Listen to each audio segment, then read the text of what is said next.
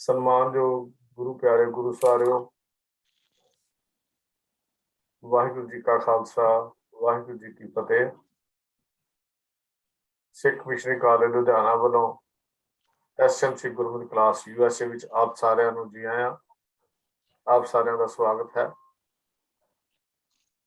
ਭਗਤ ਕਬੀਰ ਜੀ ਦੀ ਪਾਵਨ ਰਚਨਾ ਥਿੱਤੀ ਜੋ ਗੌੜੀ ਰਾਗ ਦੇ ਵਿੱਚ ਹੈ,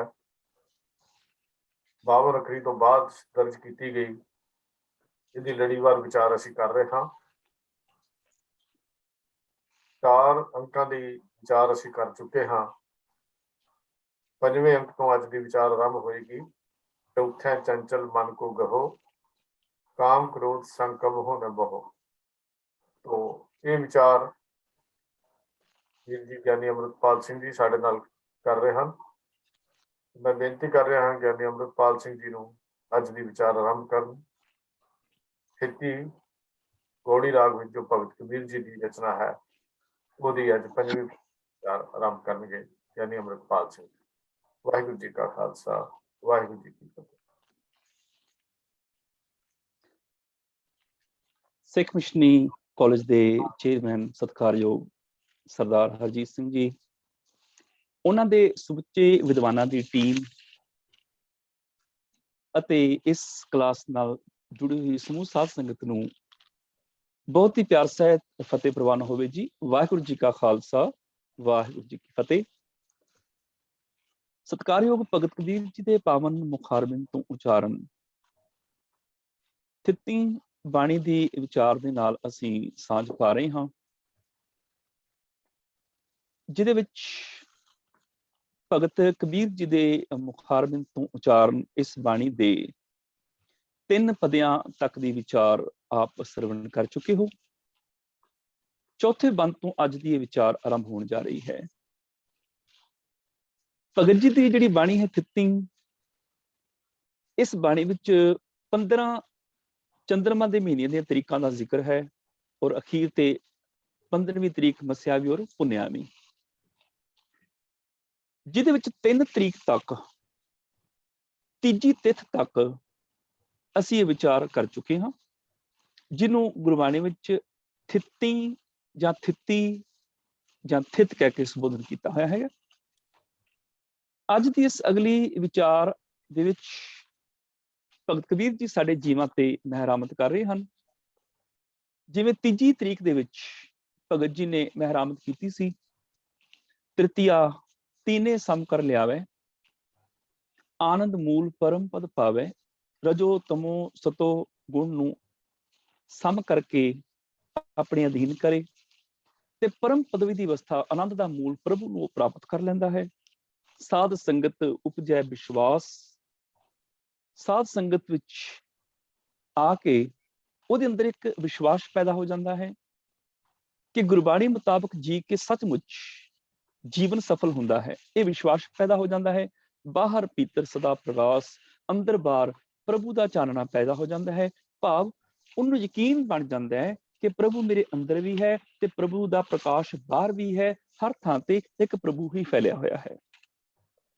ਇਸ ਤੋਂ ਅਗਲੀ ਵਿਚਾਰ ਦੇ ਨਾਲ ਹੁਣ ਅਸੀਂ ਸਾਂਝ ਪਾ ਰਹੇ ਹਾਂ। ਚੌਥੇ ਚੰਚਲ ਮਨ ਕੋ ਗਹੋ, ਚੌਥੇ ਮਹੀਨੇ ਚੌਥੀ ਤਿਥ, ਚੌਥੀ ਤਰੀਕ, ਚੰਦਰਮਾ ਦੇ ਮਹੀਨੇ ਦੀ ਚੌਥੀ ਤਰੀਕ। ਹੁਣ ਚੌਥੀ ਤਿਥ ਦੇ ਵਿੱਚ ਭਗਤ ਕਬੀਰ ਜੀ ਸਾਨੂੰ ਉਪਦੇਸ਼ ਕਰ ਰਹੇ ਹਨ। ਚੌਥੀ ਤਰੀਕ ਐਸੀ ਹੈ, ਆਮ ਤੌਰ ਤੇ ਕੁਝ ਲੋਕ ਜਿਹੜੇ ਨੇ ਚੰਦਰਮਾ ਦੀ ਚੌਥ ਨੂੰ ਦੁੱਧ ਵੇਚਦੇ ਨਹੀਂ ਹਨ, ਆਪਣਾ ਘਰ ਦਾ ਕੱਢਿਆ ਦੁੱਧ ਵੇਚਦੇ ਨਹੀਂ ਹਨ, ਇੱਥੋਂ ਤੱਕ ਜਮਾਉਂਦੇ ਵੀ ਨਹੀਂ ਹਨ, ਉਹ ਦਹੀਂ ਵੀ ਨਹੀਂ ਬਣਾਉਂਦੇ, ਉਹ ਸਿਰਫ ਖੀਰ ਬਣਾਉਂਦੇ ਨੇ ਤੇ ਪੂਜਾ ਕਰਦੇ ਨੇ। 4 ਤਰੀਕ ਦੇ ਨਾਲ ਸੰਬੰਧਿਤ ਅਨੇਕਾਂ ਤਰ੍ਹਾਂ ਦੇ ਕਰਮਕਾਂਡ ਪ੍ਰਚਲਿਤ ਨੇ। ਭਗਤ ਕਬੀਰ ਜੀ ਦੀ ਬਚਨ, ਅੱਜ ਭਗਤ ਕਬੀਰ ਜੀ ਦੀ ਬਾਣੀ ਦੇ ਬਚਨ ਸਾਨੂੰ ਸਮਝਾ ਰਹੇ ਨੇ ਕਿ ਅਜੀਬ ਇਹਨਾਂ ਕਰਮ ਕਾਂਡਾਂ ਨਾਲ ਕੁਝ ਫਰਕ ਪੈਣ ਵਾਲਾ ਨਹੀਂ। ਇਹ ਸਾਰੇ ਕਰਮ ਕਾਂਡ ਜੀਵਨ ਨੂੰ ਗਲਤ ਰਸਤੇ ਵੱਲ ਲਿਜਾਣ ਵਾਲੇ ਹਨ। ਜੇ ਸੱਚਮੁੱਚ ਕੁਝ ਸਹੀ ਕਰਨਾ ਹੈ ਤੇ ਇਸ ਚੰਚਲ ਮਨ ਨੂੰ ਆਪਣੇ ਅਧੀਨ ਕਰ ਲਓ। ਚੰਚਲ ਮਨ ਕੋ ਗਹੋ, ਗਹੋ ਮੈਨੇ ਫੜਨਾ, ਜਿਹੜਾ ਚੰਚਲ ਮਨ ਹੈ ਇਹਨੂੰ ਫੜ ਲਓ, ਇਹਨੂੰ ਆਪਣੇ ਅਧੀਨ ਕਰ ਲਓ। ਭਾਵ ਚੰਚਲ ਮਨ ਨੂੰ ਟਿਕਾ ਲਓ। ਇਹ ਮਨ ਦੌੜ ਰਿਹਾ ਹੈ, ਕਦੀ ਕਿਸੇ ਪਾਸੇ ਦੌੜਦਾ ਹੈ, ਕਦੀ ਕਿਸੇ ਪਾਸੇ ਦੌੜਦਾ ਹੈ। ਔਰ ਸਵੇਰ ਤੋਂ ਸ਼ਾਮ ਤੱਕ ਇਹ ਮਨ ਦੌੜਦਾ ਹੈ। ਤੇ ਮਨ ਦੇ ਦੌੜਨ ਦਾ ਭਾਵ ਕੀ ਹੈ? ਮਨ ਹੈ ਵਿਚਾਰਾਂ ਦਾ ਸੰਗ੍ਰਹਿ। ਜਿੱਥੇ ਵਿਚਾਰ ਨਿਰਮਿਤ ਹੋਇਆ ਉੱਥੇ ਮਨ ਪੈਦਾ ਹੋ ਗਿਆ। ਜਿਹੜੇ ਸਾਡੇ ਸੰਕਲਪ ਉੱਠਦੇ ਨੇ, ਵਿਕਲਪ ਉੱਠਦੇ ਨੇ, ਕੋਈ ਕੰਮ ਕਰਨ ਦਾ ਇਰਾਦਾ ਕਰਨਾ, ਕੋਈ ਕੰਮ ਨਾ ਕਰਨ ਦਾ ਇਰਾਦੇ ਨੂੰ ਢਾ ਦੇਣਾ, ਇਹ ਸੰਕਲਪ ਵਿਕਲਪ ਜਿਹੜੇ ਨੇ, ਇਹਨਾਂ ਨੂੰ ਬਣਾ ਕੇ ਸਾਡਾ ਮਨ ਬਣਦਾ ਹੈ। ਵਿਚਾਰਾਂ ਦਾ ਸੰਗ੍ਰਹਿ ਹੈ ਇਹ। ਔਰ ਹਰ ਪਲ ਇਹ ਵਿਚਾਰ ਹਰ ਜੀਵ ਦੀ ਜ਼ਿੰਦਗੀ 'ਚ ਚੱਲਦੇ ਰਹਿੰਦੇ ਨੇ। ਇਹ ਵਿਚਾਰ ਕਦੀ ਰੁਕਦੇ ਨਹੀਂ ਹਨ, ਹਮੇਸ਼ਾ ਹੀ ਚੱਲਦੇ ਰਹਿੰਦੇ ਨੇ। ਇੱਕ ਪਲ ਕੋਈ ਵਿਚਾਰ ਹੈ, ਅਗਲੇ ਪਲ ਕੋਈ ਵਿਚਾਰ ਹੈ। ਇੱਕ ਪਲ ਚੰਗਾ ਵਿਚਾਰ ਹੈ, ਅਗਲੇ ਪਲ ਬੁਰਾ ਵੀ ਵਿਚਾਰ ਹੈ। ਮਨ ਪਲ ਪਲ ਬਦਲਦਾ ਹੈ, ਪਲ ਪਲ ਇਹਦੇ ਵਿਚਾਰ ਬਦਲਦੇ ਨੇ। ਅਸੀਂ ਪਿੱਛੇ ਵੀ ਕਈ ਵਾਰੀ ਇਹ ਵਿਚਾਰ ਕਰ ਚੁੱਕੇ ਹਾਂ ਕਿ ਮਨ ਦੇ ਇੰਨੇ ਚੰਚਲ ਵਿਚਾਰ ਨੇ। ਕਬਹੂ ਜਿਹੜਾ ਊਬ ਚੜ੍ਹਤ ਹੈ, ਕਬਹੂ ਜਾਏ ਪਿਆਲੇ। ਕਦੀ ਇਹ ਪਹਾੜ ਤੇ ਚੜ ਜਾਂਦਾ ਹੈ, ਕਦੀ ਜਾ ਕੇ ਪਤਾਲ ਵਿੱਚ ਡੂੰਘਾ ਡਿੱਗ ਪੈਂਦਾ ਹੈ। ਕਦੀ ਤੇ ਧਰਮ ਕਰਮ ਦੀਆਂ ਗੱਲਾਂ ਕਰਦਾ ਹੈ, ਕਦੀ ਸਵਾਰਥ ਦੀਆਂ ਗੱਲਾਂ ਕਰਨ ਲੱਗ ਜਾਂਦਾ ਹੈ। ਕਦੀ ਇਹ ਇਮਾਨਦਾਰ ਹੋਵੇ ਤੇ ਕਿਸੇ ਦੇ ਸੋਨੇ ਚਾਂਦੀ ਦੀਆਂ ਗਹਿਣਿਆਂ ਦੀ ਪੋਟਲੀ ਨੂੰ ਵਾਪਸ ਕਰ ਆਉਂਦਾ ਹੈ। ਕਦੀ ਜਦੋਂ ਬੇਈਮਾਨ ਹੋ ਜਾਂਦਾ ਵੈ, ਉਦੋਂ ਕਿਸੇ ਦੇ 1 ਰੁਪਏ ਤੇ ਪੈਰ ਰੱਖ ਕੇ ਖਲੋ ਜਾਂਦਾ ਹੈ ਕਿ ਆਦਮੀ ਜਾਏਗਾ ਤੇ ਚੁੱਕ ਕੇ ਜੇਬ 'ਚ ਪਾ ਲਵਾਂਗਾ। ਇਹਨਾਂ ਚੰਚਲ ਹੈ ਮਨ। ਕਦੀ ਤੇ ਇਸ ਤਰ੍ਹਾਂ ਹੁੰਦਾ ਹੈ ਕਿ ਟੈਚੀ ਬੰਨ ਕੇ ਕਹਿੰਦਾ ਵੀ ਹੁਣ ਮੈਂ ਗੁਰਧਾਮਾਂ ਦੀ ਯਾਤਰਾ ਜਾ ਰਿਹਾ 1 ਮਹੀਨੇ ਲਈ। ਤੇ ਕਈ ਵਾਰੀ ਇਹਨਾਂ ਆਲਸੀ ਹੋ ਜਾਂਦਾ ਹੈ। ਗੁਆਂਢ ਵਿੱਚ ਗੁਰਦੁਆਰਾ ਹੋਵੇ ਤੇ ਉੱਥੇ ਜਾਣ ਨੂੰ ਤਿਆਰ ਨਹੀਂ। ਜੇ ਗੁਰਦੁਆਰੇ ਚਲਾ ਜਾਏ, ਕਦੀ ਤੇ ਸੋਚਦਾ ਹੈ ਅੱਜ ਪੂਰੀ ਸਮਾਪਤੀ ਕਰਾ ਕੇ ਜਾਵਾਂਗਾ, ਤੇ ਕਦੀ ਸੋਚਦਾ ਹੈ ਕਿ ਮੱਥਾ ਟੇਕਿਆ ਹੁਣੀ ਪ੍ਰਸ਼ਾਦ ਲੈ ਕੇ ਚਲਾ ਜਾਵਾਂ। ਕਦੀ ਤੇ ਲੰਗਰ ਛਕਦਾ ਹੈ, ਆਖਦਾ ਅੱਜ ਸਾਰੇ ਭਾਂਡਿਆਂ ਦੀ ਸੇਵਾ ਕਰਕੇ ਜਾਵਾਂਗਾ। ਕਦੀ ਇਹੀ ਮਨ ਆਪਣਾ ਵਿਚਾਰ ਬਦਲ ਦਿੰਦਾ ਹੈ, ਕਾਸ਼ ਮੇਰਾ ਵੀ ਜੂਠਾ ਥਾਲ ਕੋਈ ਹੋਰ ਚੁੱਕ ਕੇ ਲੈ ਜਾਏ। ਇਹਨਾਂ ਬਦਲਦਾ, ਪਲ ਪਲ ਬਦਲਦਾ। ਇਸੇ ਕਰਕੇ ਇਹਨੂੰ ਬਾਦਸ਼ਾਹ ਪੰਛੀ ਕਹਿ ਦਿੱਤਾ ਗੁਰਬਾਣੀ ਨੇ। ਵਸ ਆਣਿਓ ਵੇ ਜਨ ਇਸ ਮਨ ਕੋ, ਮਨ ਬਾਸ਼ੇ ਜਿਉ ਨਿਤ ਪਾਉਂਦੇ ਆ। ਇਹ ਬਾਸ਼ੇ ਪੰਛੀ ਦੀ ਤਰ੍ਹਾਂ ਭਟਕਦਾ ਫਿਰਦਾ, ਉੜਦਾ ਹੈ। ਇਹਨਾਂ ਚੰਚਲ ਬਿਰਤੀ ਵਾਲਾ ਪੰਛੀ ਹੈ ਜਿਹਦੇ ਤੇ ਨਿਸ਼ਾਨਾ ਲਗਾਉਣਾ ਸੌਖਾ ਨਹੀਂ ਹੈ। ਗੁਰੂ ਵਰਗਾ ਤੀਰ ਅੰਦਾਜ਼ ਹੋਵੇ ਤੇ ਮਨ ਵਿੰਨਿਆ ਜਾਂਦਾ ਹੈ। ਆਮ ਬੰਦਾ ਇਸ ਮਨ ਨੂੰ ਕਿਵੇਂ ਕਾਬੂ 'ਚ ਕਰੇ? ਇਹ ਚੰਚਲ ਹੈ ਮਨ। ਤੇ ਭਗਤ ਜੀ ਆਖਦੇ ਨੇ ਇਸ ਮਨ ਨੂੰ ਫੜ ਲਓ, ਇਸ ਮਨ ਨੂੰ ਫੜ ਲਓ। ਭਾਵ ਵਿਚਾਰ ਤੁਹਾਡੇ ਅਧੀਨ ਹੋਣ, ਤੁਸੀਂ ਵਿਚਾਰਾਂ ਦੇ ਅਧੀਨ ਨਾ ਹੋਵੋ। ਮਨ ਤੁਹਾਨੂੰ ਨਾ ਚਲਾਏ, ਤੁਸੀਂ ਆਪਣੇ ਮਨ ਨੂੰ ਚਲਾਓ। ਕਿਉਂਕਿ ਮਨ ਸਾਨੂੰ ਚਲਾਉਂਦਾ ਹੈ। ਇੱਕ ਪਲ ਕੁਛ ਸਾਨੂੰ ਕਹਿੰਦਾ ਹੈ, ਅਗਲੇ ਪਲ ਕੁਛ ਕਹਿ ਦਿੰਦਾ ਹੈ। ਮਨ ਨੂੰ ਜਿਵੇਂ ਕੋਈ ਖਾਣਾ ਖਾ ਰਿਹਾ ਹੈ, ਮਨ ਆਖਦਾ ਬਸ ਪੇਟ ਭਰ ਗਿਆ, ਬੰਦਾ ਰੁਕਣ ਹੀ ਲੱਗਦਾ ਹੈ। ਅਗਲੇ ਪਲ ਮਨ ਆਪਣਾ ਵਿਚਾਰ ਬਦਲ ਦਿੰਦਾ ਹੈ, ਇੱਕ ਦੂਸਰਾ ਵਿਚਾਰ ਆ ਜਾਂਦਾ ਹੈ। ਇੰਨਾ ਸਵਾਦ ਭੋਜਨ ਥੋੜਾ ਹੋਰ ਖਾਧਾ ਜਾ ਸਕਦਾ ਹੈ। ਇੰਨੇ ਸਵਾਦ ਗੁਲਾਬ ਜਾਮਣ 2-3 ਹੋਰ ਖਾਧੇ ਜਾ ਸਕਦੇ ਨੇ। ਖਾਣ ਲੱਗਦਾ ਹੈ, ਅਗਲਾ ਵਿਚਾਰ ਫਿਰ ਬਦਲ ਜਾਂਦਾ ਹੈ। ਮਨ ਆਖਦਾ ਖਾ ਲੈ ਖਾ ਲੈ, ਬਿਮਾਰ ਤੇ ਤੂੰ ਹੀ ਹੋਏਗਾ, ਤੈਨੂੰ ਡਾਇਬਟੀਜ਼ ਹੈ, ਡਾਕਟਰ ਨੇ ਮਨਾ ਕੀਤਾ, ਤੈਨੂੰ ਮਿੱਠਾ, ਮਰੇਗਾ। ਪਲ ਪਲ ਬਦਲਦਾ ਹੈ। ਭੁੱਖ ਲੱਗੀ ਤੇ ਮਨ ਆਖਦਾ ਉਹ ਸਾਹਮਣੇ ਚੀਜ਼ ਪਈ, ਚੁੱਕ ਕੇ ਖਾ ਲੈ। ਚੁੱਕ ਕੇ ਖਾਣ ਹੀ ਲੱਗਦਾ ਹੈ, ਮਨ ਦਾ ਵਿਚਾਰ ਬਦਲ ਜਾਂਦਾ ਹੈ। ਮਨ ਆਖਦਾ ਨਾ ਨਾ ਨਾ, ਚੀਜ਼ ਨਾ ਚੁੱਕੀ, ਇਹ ਚੀਜ਼ ਤੇਰੀ ਨਹੀਂ। ਕਿਸੇ ਨੂੰ ਪਤਾ ਚੱਲ ਗਿਆ ਤੇ ਬੜੀ ਬਦਨਾਮੀ ਹੋਏਗੀ, ਚੋਰੀ ਮੰਨੀ ਜਾਏਗੀ।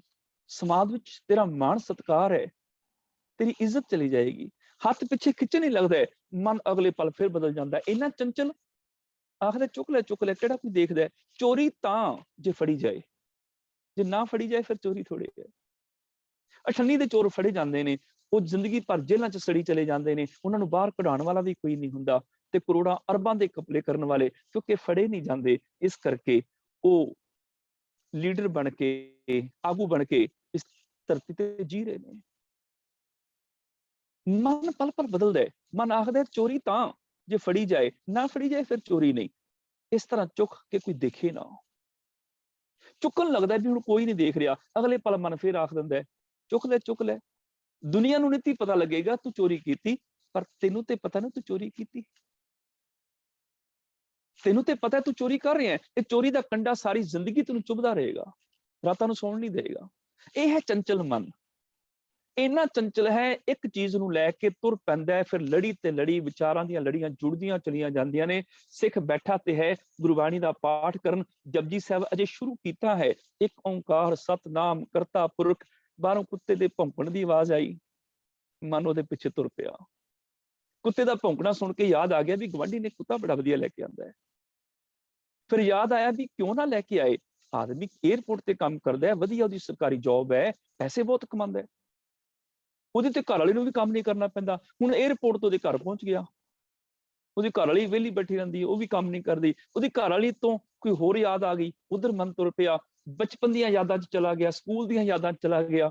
ਇੱਕ ਕੁੱਤੇ ਦੇ ਭੌਂਕਣ ਤੋਂ ਜਿਉਂ ਮਨ ਇੱਕ ਲੜੀ ਬਣਾ ਲੈਂਦਾ ਹੈ, ਫਿਰ ਜਦੋਂ ਸਮਾਪਤੀ ਹੋਣ ਲੱਗਦੀ ਹੈ, ਜਿਨੀ ਨਾਮ ਤੇ ਆਇਆ ਗਏ ਮਸ਼ੱਕਤ ਕਾਲ, ਉਦੋਂ ਜਾਗ ਖੁੱਲਦੀ ਹੈ। ਨਾਨਕ ਤੇ ਮੁਖ ਉਜਲੇ ਖੇਤੀ ਛੁੱਟੀ ਨਾਲ, ਜਪਜੀ ਸਾਹਿਬ ਦਾ ਭੋਗ ਵੀ ਪੈ ਗਿਆ। ਏਦਾਂ ਮਨ ਚੰਚਲ ਹੈ, ਲੜੀ ਦੇ ਨਾਲ ਲੜੀ ਜੋੜਦੀ ਚਲੀ ਜਾਂਦੀ। ਭਗਤ ਜੀ ਆਖਦੇ ਨੇ ਇਸ ਮਨ ਨੂੰ ਗਹੋ ਫੜ ਲਓ, ਅਧੀਨ ਕਰ ਲਓ ਆਪਣੇ। ਚੌਥੇ ਚੰਚਲ ਮਨ ਕੋ ਗਹੋ, ਭਾਵ ਚੌਥੀ ਥਿਤ ਦੇ ਵਿੱਚ ਤਾਂ ਇਹ ਤੁਹਾਡੀ ਥਿਤ ਸਫਲ ਹੋਏਗੀ ਜੇ ਤੁਸੀਂ ਆਪਣੇ ਮਨ ਨੂੰ ਅਧੀਨ ਕਰ ਲਓ। ਕਰਮ ਕਾਂਡ ਕਰਨ ਦੇ ਨਾਲ ਤੁਹਾਡੀ ਇਹ ਤਰੀਕ ਸਫਲ ਨਹੀਂ ਹੋਏਗੀ। ਕਰਮ ਕਾਂਡ ਕਰਨ ਨਾਲ ਨਹੀਂ, ਜੇ ਕੁਝ ਕਰਨਾ ਹੈ ਇਸ ਮਨ ਨੂੰ ਕਾਬੂ 'ਚ ਲੈ ਆਓ। ਇਹ ਕਦੀ ਦੌੜ ਰਿਹਾ, ਕਦੀ ਕਿੱਧਰ ਦੌੜ ਰਿਹਾ, ਕਦੀ ਕਿਸੇ ਪਾਸੇ ਦੌੜ ਰਿਹਾ। ਹੁਣ ਕਿਵੇਂ ਫੜਿਆ ਜਾਏਗਾ ਮਨ, ਕਿਵੇਂ ਕਾਬੂ ਆਏਗਾ? ਕਾਬੂ ਉਦੋਂ ਆਏਗਾ ਜਦੋਂ ਇਸ ਮਨ ਦੇ ਕੋਲ ਕੋਈ ਕਰਨ ਵਾਲਾ ਕੰਮ ਹੋਏਗਾ, ਜਦੋਂ ਮਨ ਬਿਜ਼ੀ ਹੋਏਗਾ।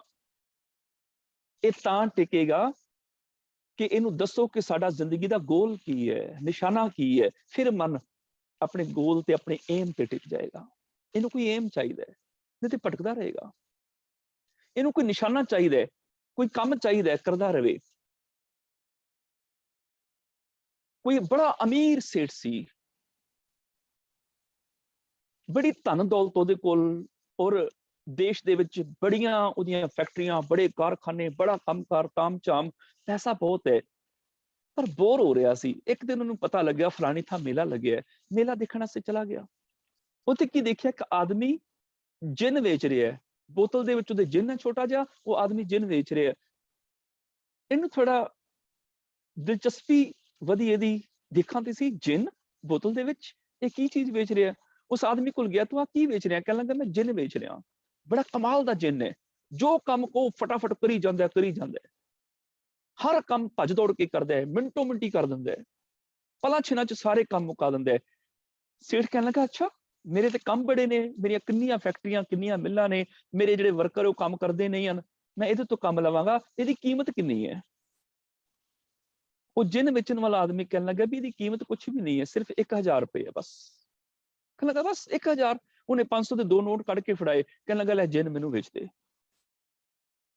ਉਹ ਜਿੰਨ ਲੈ ਕੇ ਤੁਰਨ ਲੱਗਿਆ, ਉਸ ਆਦਮੀ ਨੇ ਇੱਕ ਗੱਲ ਕਹੀ, ਕਹਿਣ ਲੱਗਾ ਵੀ ਇੱਕ ਚੀਜ਼ ਹੋਰ ਸੁਣ ਜਾ, ਜਿੰਨ ਤੇ ਤੂੰ ਰਹਿ ਚਲਿਆਂ ਦੀ ਖੂਬੀਆਂ ਦੇਖ ਲਈਆਂ, ਵੀ ਕੰਮ ਬੜਾ ਭੱਜ ਦੌੜ ਕੇ ਕਰਦਾ ਹੈ, ਪਰ ਇਹਦੀ ਇੱਕ ਸ਼ਰਤ ਵੀ ਹੈ। ਉਹ ਸੇਠ ਕਹਿਣ ਲੱਗਾ ਸ਼ਰਤ ਕੀ ਹੈ? ਉਹ ਜਿੰਨ ਵੇਚਣ ਵਾਲਾ ਕਹਿਣ ਲੱਗਾ ਵੀ ਸ਼ਰਤ ਇਹ ਹੈ ਵੀ ਜਿੰਨਾ ਚਿਰ ਤੈਨੂੰ ਕੰਮ ਦਿੰਦਾ ਰਹੇਗਾ, ਕਰਦਾ ਰਹੇਗਾ, ਜਦੋਂ ਇਹਨੂੰ ਕੰਮ ਦੇਣੇ ਬੰਦ ਕਰ ਦੇਗਾ, ਫਿਰ ਇਹ ਜਿੰਨ ਤੈਨੂੰ ਖਾ ਜਾਏਗਾ। ਬਸ ਇੰਨੀ ਕੁ ਸ਼ਰਤ ਹੈ। ਕਹਿਣ ਲੱਗਾ ਕੋਈ ਗੱਲ ਹੀ ਨਹੀਂ, ਮੇਰੇ ਤੇ ਕੰਮ ਹੀ ਬਹੁਤ ਨੇ, ਸਾਰੀ ਜ਼ਿੰਦਗੀ ਕਰਦੇ ਰਹਾਂ, ਮੁੱਕਣ 'ਚ ਨਹੀਂ ਆਉਂਦੇ। ਜਿੰਨ ਲੈ ਕੇ ਤੁਰ ਪਿਆ, ਇਹਨੇ ਬੋਤਲ ਤੋਂ ਜਿੰਨ ਕੱਢਿਆ। ਜਿੰਨ ਆਖਦਾ, ਹੁਕਮ ਮੇਰੇ ਆਕਾ, ਮੈਨੂੰ ਕੋਈ ਕੰਮ ਦੱਸੋ। ਸੇਠ ਨੇ ਕੰਮ ਦੱਸਣੇ ਸ਼ੁਰੂ ਕਰ ਦਿੱਤੇ, ਮੈਂ ਆ ਵੀ ਕਰਨਾ ਹੈ, ਆ ਵੀ ਮੇਰਾ ਕੰਮ ਹੈ, ਫੈਕਟਰੀ ਦਾ ਆਹ ਕੰਮ ਹੈ, ਮਸ਼ੀਨਾਂ ਦਾ ਆਹ ਕੰਮ ਹੈ, ਇੱਥੇ ਆਹ ਨਵੀਂ ਕੰਸਟਰਕਸ਼ਨ ਹੈ, ਇੱਥੇ ਆਹ ਕੰਮ ਹੈ।